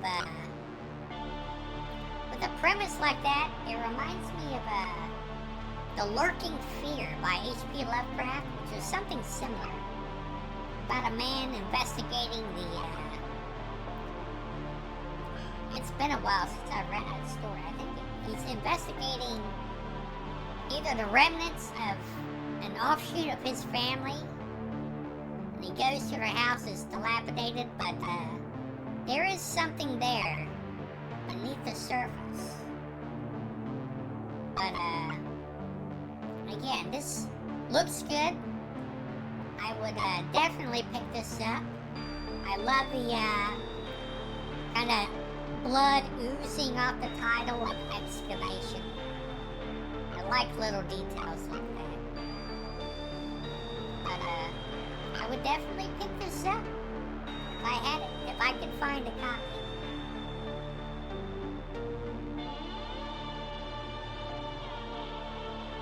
Okay, this is he was blessed and cursed with the power to see into the future. Sight Unseen by Andrew Niederman. Now I have at least one of Niederman's books, but I haven't read it yet. But I plan to do so soon. Again, we have the skeletons making another appearance. Skeletons are popular tonight on the covers. Looks like a gypsy has like the gypsy headscarf. Earrings, even though they have no ears. That's fine. It's the rule of cool when it comes to horror novels. And glowing red eyes, and they're holding a crystal ball. And inside that ball, we see the terrified face of a young kid. Probably the boy who is blessed and cursed with premonitions and visions of the future. But, oh, excuse me. Sorry. And this is another book I just picked the cover because I enjoy the vision of the skeleton just floating in the dark, cradling the crystal ball, and this boy who probably can see what's in store for him, and he's justifiably frightened and terrified by what he sees. You hang in there, kid. We'll see if you make it out. Make it out here. Okay. Altered Egos by Kenneth Gerard. Trapped in the dark chambers of her tortured mind, a terrifying evil seeks escape. Now, of course, here we have a ventriloquist dummy resting on a young woman's lap. Of course, in horror stories, ventriloquist dummies always scary, always threatening. Yeah, he is kind of leering at you. We can't see her at all. We can just see her arm cradling the doll, and her lap and her legs. Now, the tagline for this book makes me think that perhaps it says a terrifying evil seeks escape inside her mind, and her mind is tortured. So I'm wondering, along with the title, Altered Egos, that perhaps she is just suffering some kind of split personality. And one of those personalities is a malicious, violent kind of character that usually manifests through this doll, but is maybe beginning to influence the dominant personality and trying to take over her mind. That's my guess, in any case. I could be wrong. Maybe she's possessed. But, yes, this is Altered Egos by Kenneth Gerard.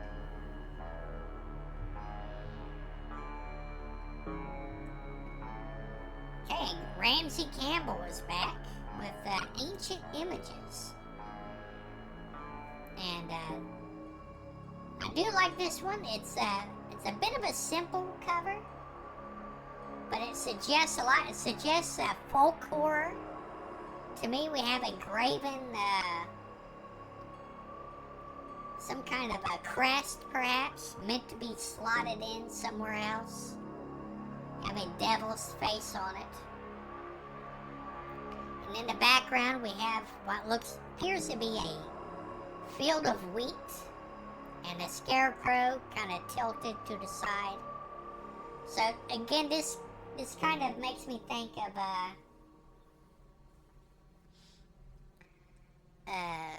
a rural setting, a farm town, and maybe this image is found while they're doing their daily work, dug up out of the earth.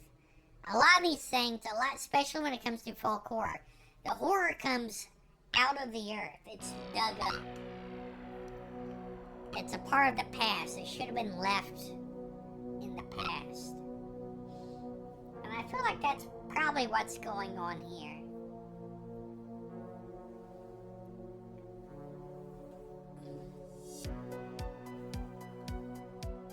But, yeah, Ancient Images by Ramsey Campbell. Definitely would pick that up. I'm a fan of Campbell, we've already gone over that. Let's press on. Okay, hold on. We're going to look at this. I'm going to go get something else to drink because I'm out of water.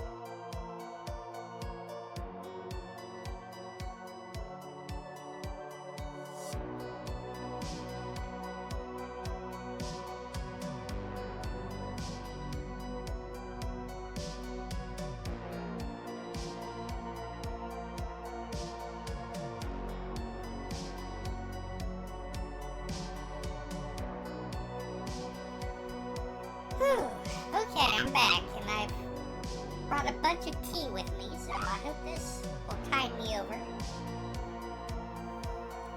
Anyway, let's take a look at this one. It's called Abyssos by Raymond Hardy. It said the cult had survived for thousands of years.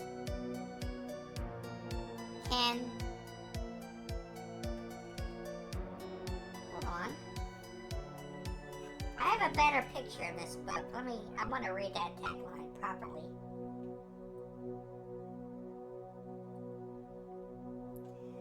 The cult had survived for thousands of years. Who is that? Can Doolin destroy the devil god before it kills him? Okay. So, clearly this is some kind of a cult, Satan worshippers, devil worshippers, what have you.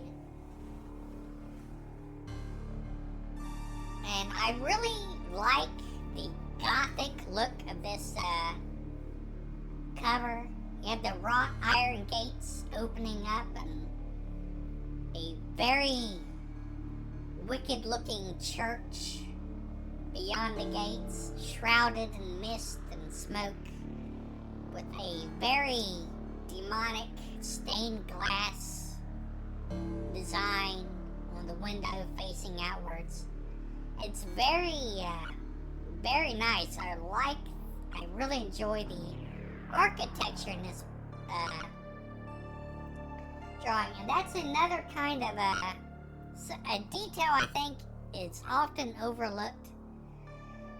Though sometimes it's not that important depending on the kind of horror story you're telling. But if you're telling a haunted house story or a cursed location setting, a story like that,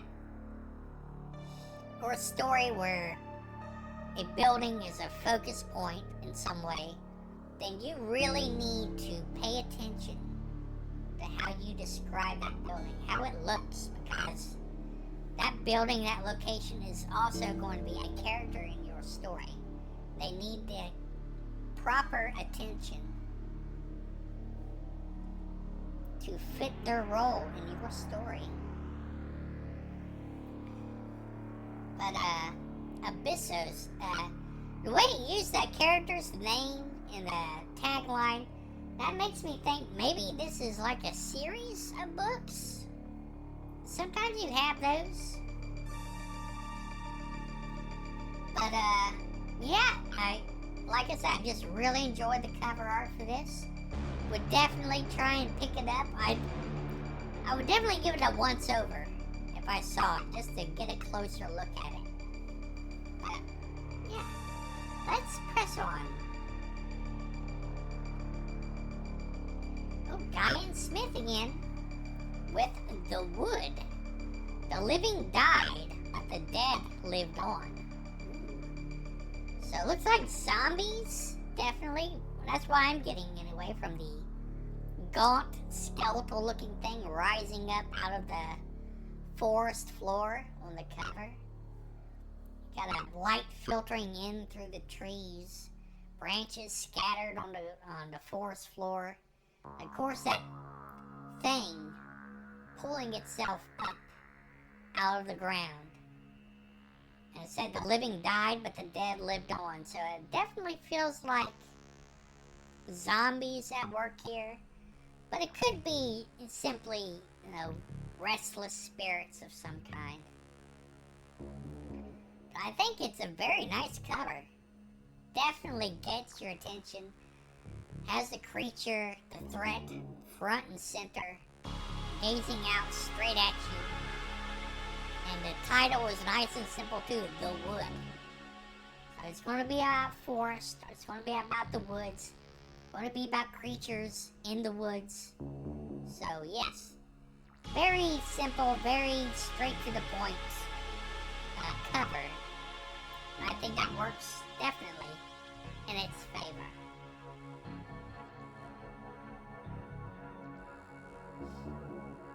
Alright, here we have Halloween. What is that?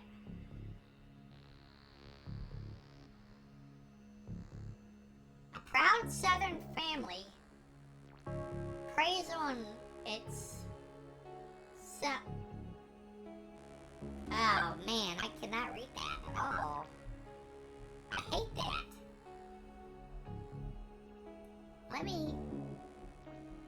I'll get a better look at it. Hold on.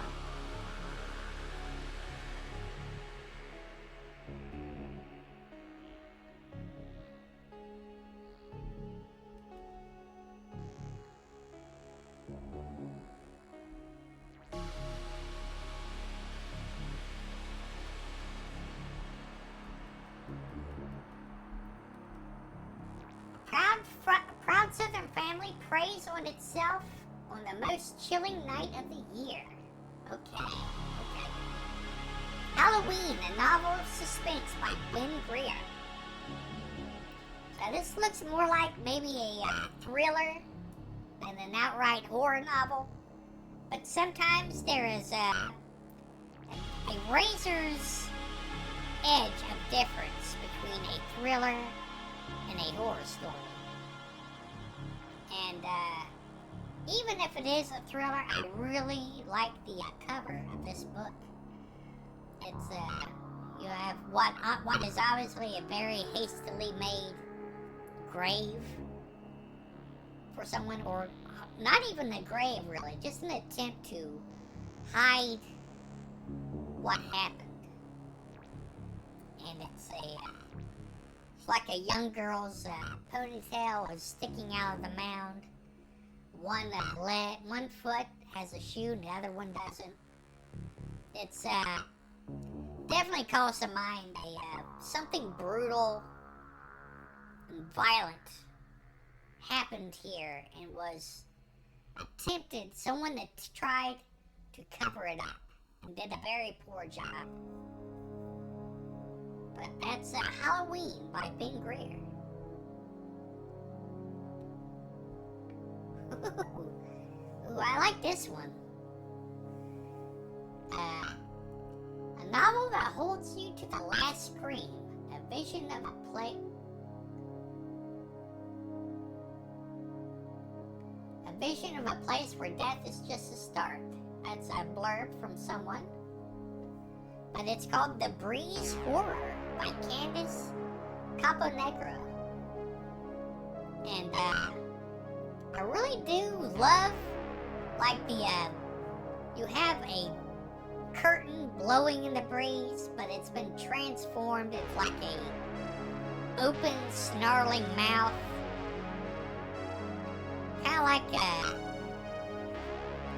Kind of looks like an evil version of a character from the Brave Little Toaster. But yeah, I really do like this. Really do like that. This kind of a style of transforming ordinary, everyday things into threatening images and creatures, and I mean that's part of horror too. If you think about it, it's about taking the ordinary and making it threatening, unfamiliar, making you uncomfortable.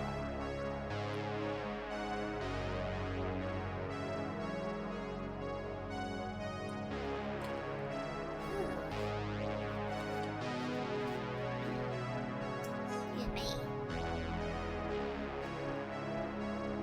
Yeah, I really like this one. I would definitely pick this up, because especially with the title like The Breeze Horror, like what is it that's about the breeze that's so terrifying? But like if you live like downwind of any kind of manufacturing plant, it probably wouldn't be any surprise to think that the breeze could be horrible.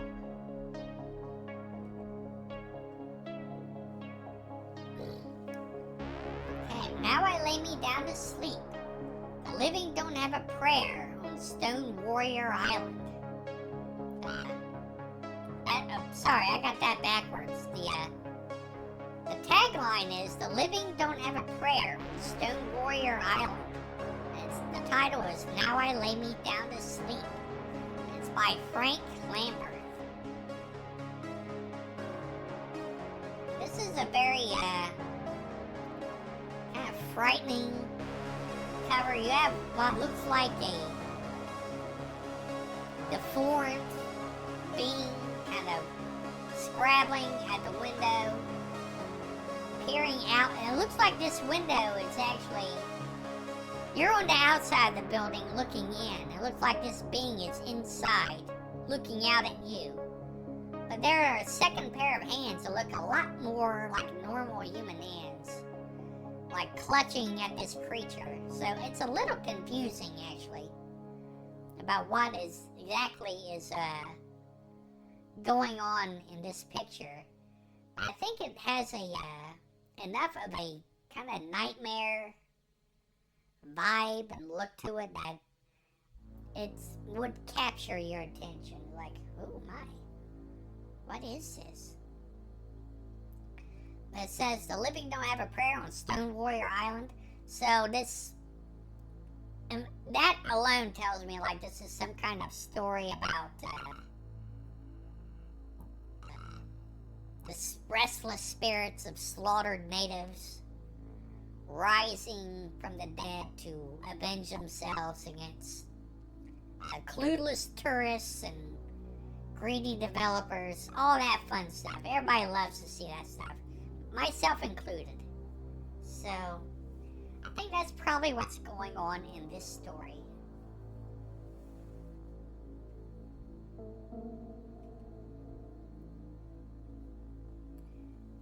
Okay, the ancient carving could solve the world's greatest mystery, but create another monster in the process. Hellstone by Stephen Spruill. Stephen Spruill.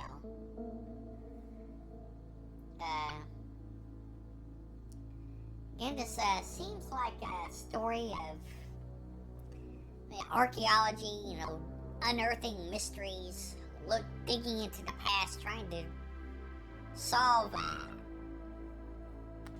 But it says ancient carvings could solve the world's greatest mystery. So maybe this has to do with maybe exploring the truth behind things like Christianity or Abrahamic religions. It could say that yes, there is a hell, and by messing with this stone, you open the gates to it, and it ends up here on Earth. And I mean, that's what I would suggest. We have like these hands clutching a tablet covered with writing, and these red eyes peering up out of a pit. So that's definitely the feeling I'm getting from this cover. But yeah, Hellstone by Stephen Spruill.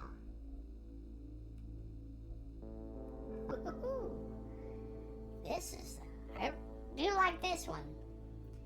Descend into the dark beneath city streets and die in hell. Cellars by John Shirley.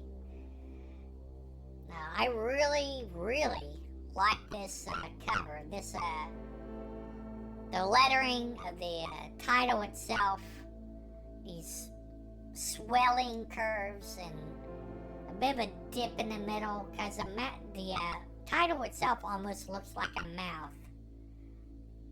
And of course, above that, you have some kind of creature. Maybe it looks almost like a canine of some kind. Big mouth full of teeth, eyes, a nose. It's kind of grinning at you, half in shadow, half not. And now this author, John Shirley, I have heard of them. I've been told that they are one of the earlier splatterpunk authors, and if so, I would definitely try to get my hand on a copy of this book, because yeah, some of those books can be very can really leave an impression on you.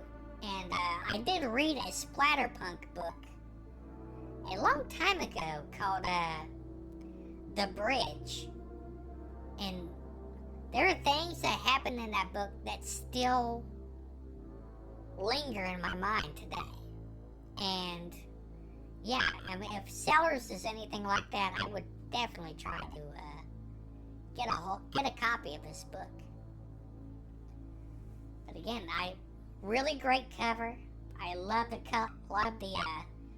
colors, the way the title is shaped, the creature, the tagline as well. And yes, that is Cellars by John Shirley.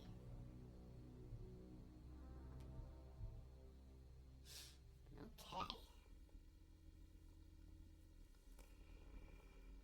Here we have another book, Born of Evil, Child of Terror. It Waits, The Gatekeeper by Dana Reed. Like, oh no, not gatekeeping. I knew it was evil. But, oh no. hold on. Old party pooper here.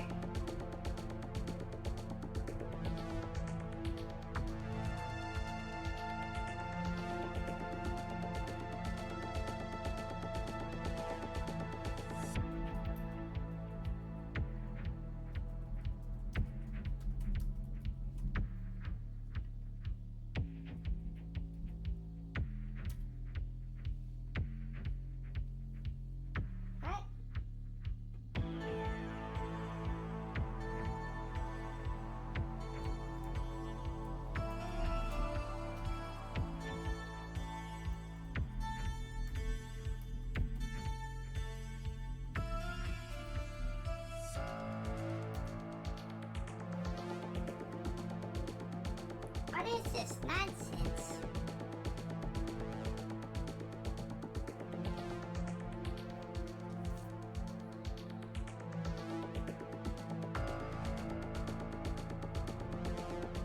Hold on. There we go.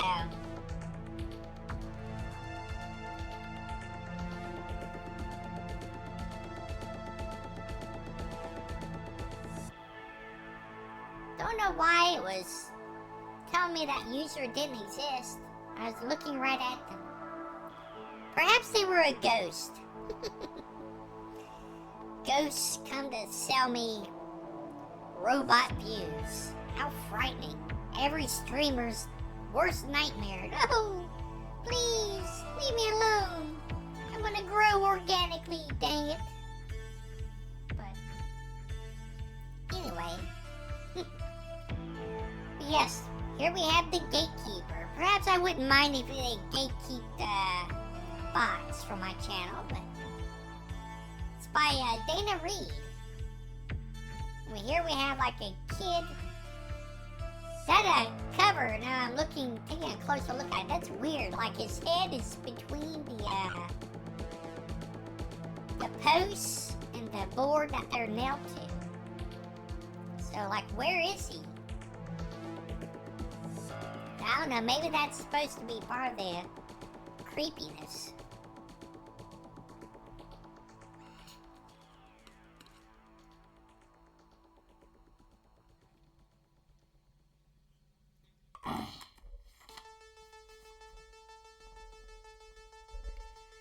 Anyway.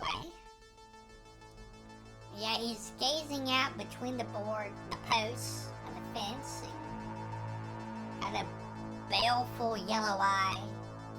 Looks completely normal for a kid, except for the glowing eye and the talons on his fingers that are clutching one of the posts.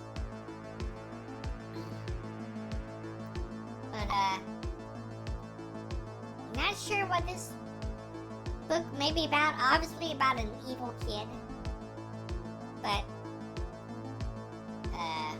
what is he gatekeeping? What is he looking over? A portal to hell? Perhaps. That's the most likely candidate, but it could be something else. Yeah, that's the Gatekeeper by Dana Reed. Keep an eye on that kid. I don't quite trust him.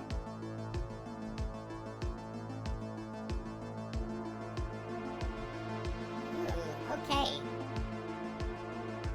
Novel of unspeakable horror by Mark Manley, it says. It says, a terror like no other, as alien as a being from hell, as close as your own skin. Throwback.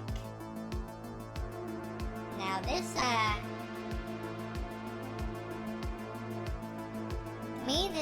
we have a picture of a woman who's peeling the skin away from her face, revealing,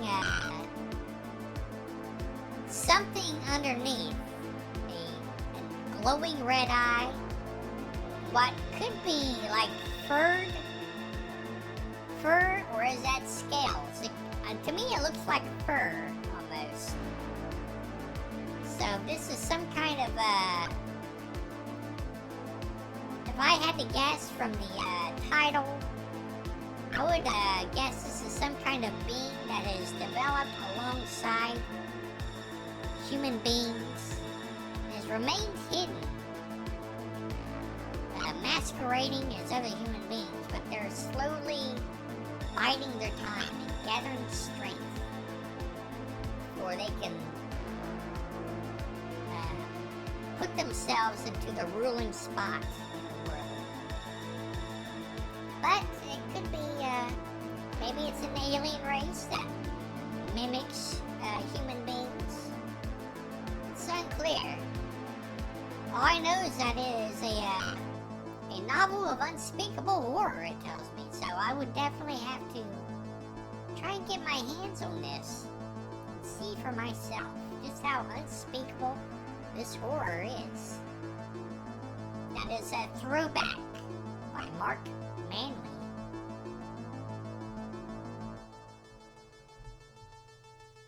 Okay, here we go.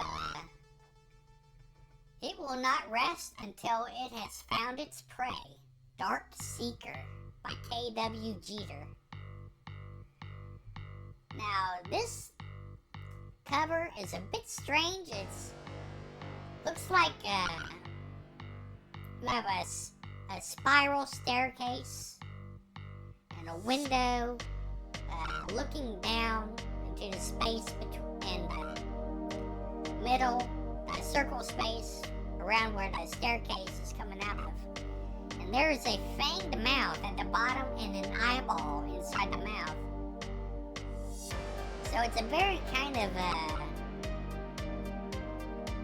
nightmare, disjointed and nightmarish in terms of like it's a series of frightening images that maybe looked at all together don't make a lot of sense, but it doesn't have to make sense. This is supposed to unsettle you. And I think it would definitely capture my attention. And as you can see from the cover, this is a Tor horror book, back when Tor actually had their own division of horror books. But yeah, K.W. Jeter, the Dark Seeker. Not sure what it's seeking. Obviously, prey. Maybe it's looking for you. It's looking for me. And we're gonna have to find a way to escape it or fend it off.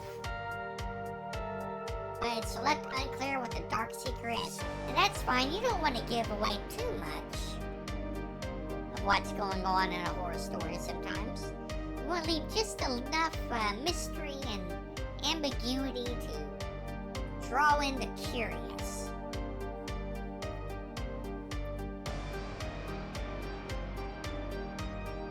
And that is it. That's all the covers I had prepared tonight.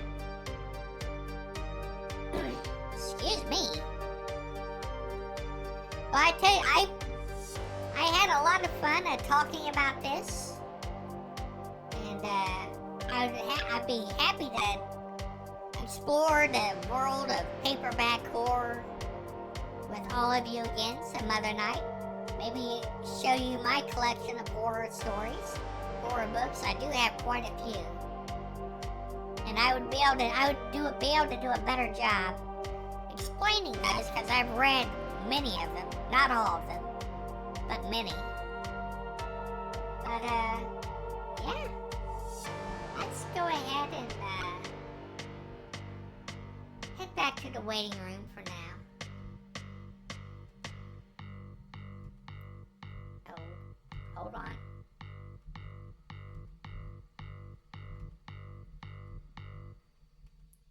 Pause that.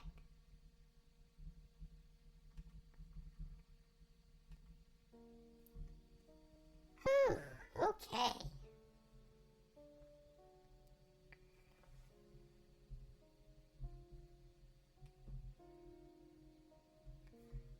Well, I think that is the most I have ever talked on stream. And my throat is very, it's feeling it's feeling a bit, wrung out at the moment. But it's okay, it's a good feeling. And I need to do this more. I need to exercise my voice. And thank you for allowing me to share this thing I enjoy so much with you tonight.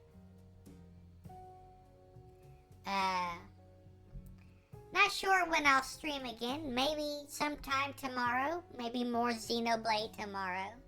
Who knows? I am going to make a commitment to keep playing Xenoblade Chronicles until I finish that game, because I feel like we are kind of coming in on the final stretch of that game, and it would feel really good to be able to finish that game after all this time. But yeah, for now, thank you so much for joining me tonight. I hope you enjoyed yourself. I know I did. Take care of yourselves, and take care of those close to you. And as always, rest in peace.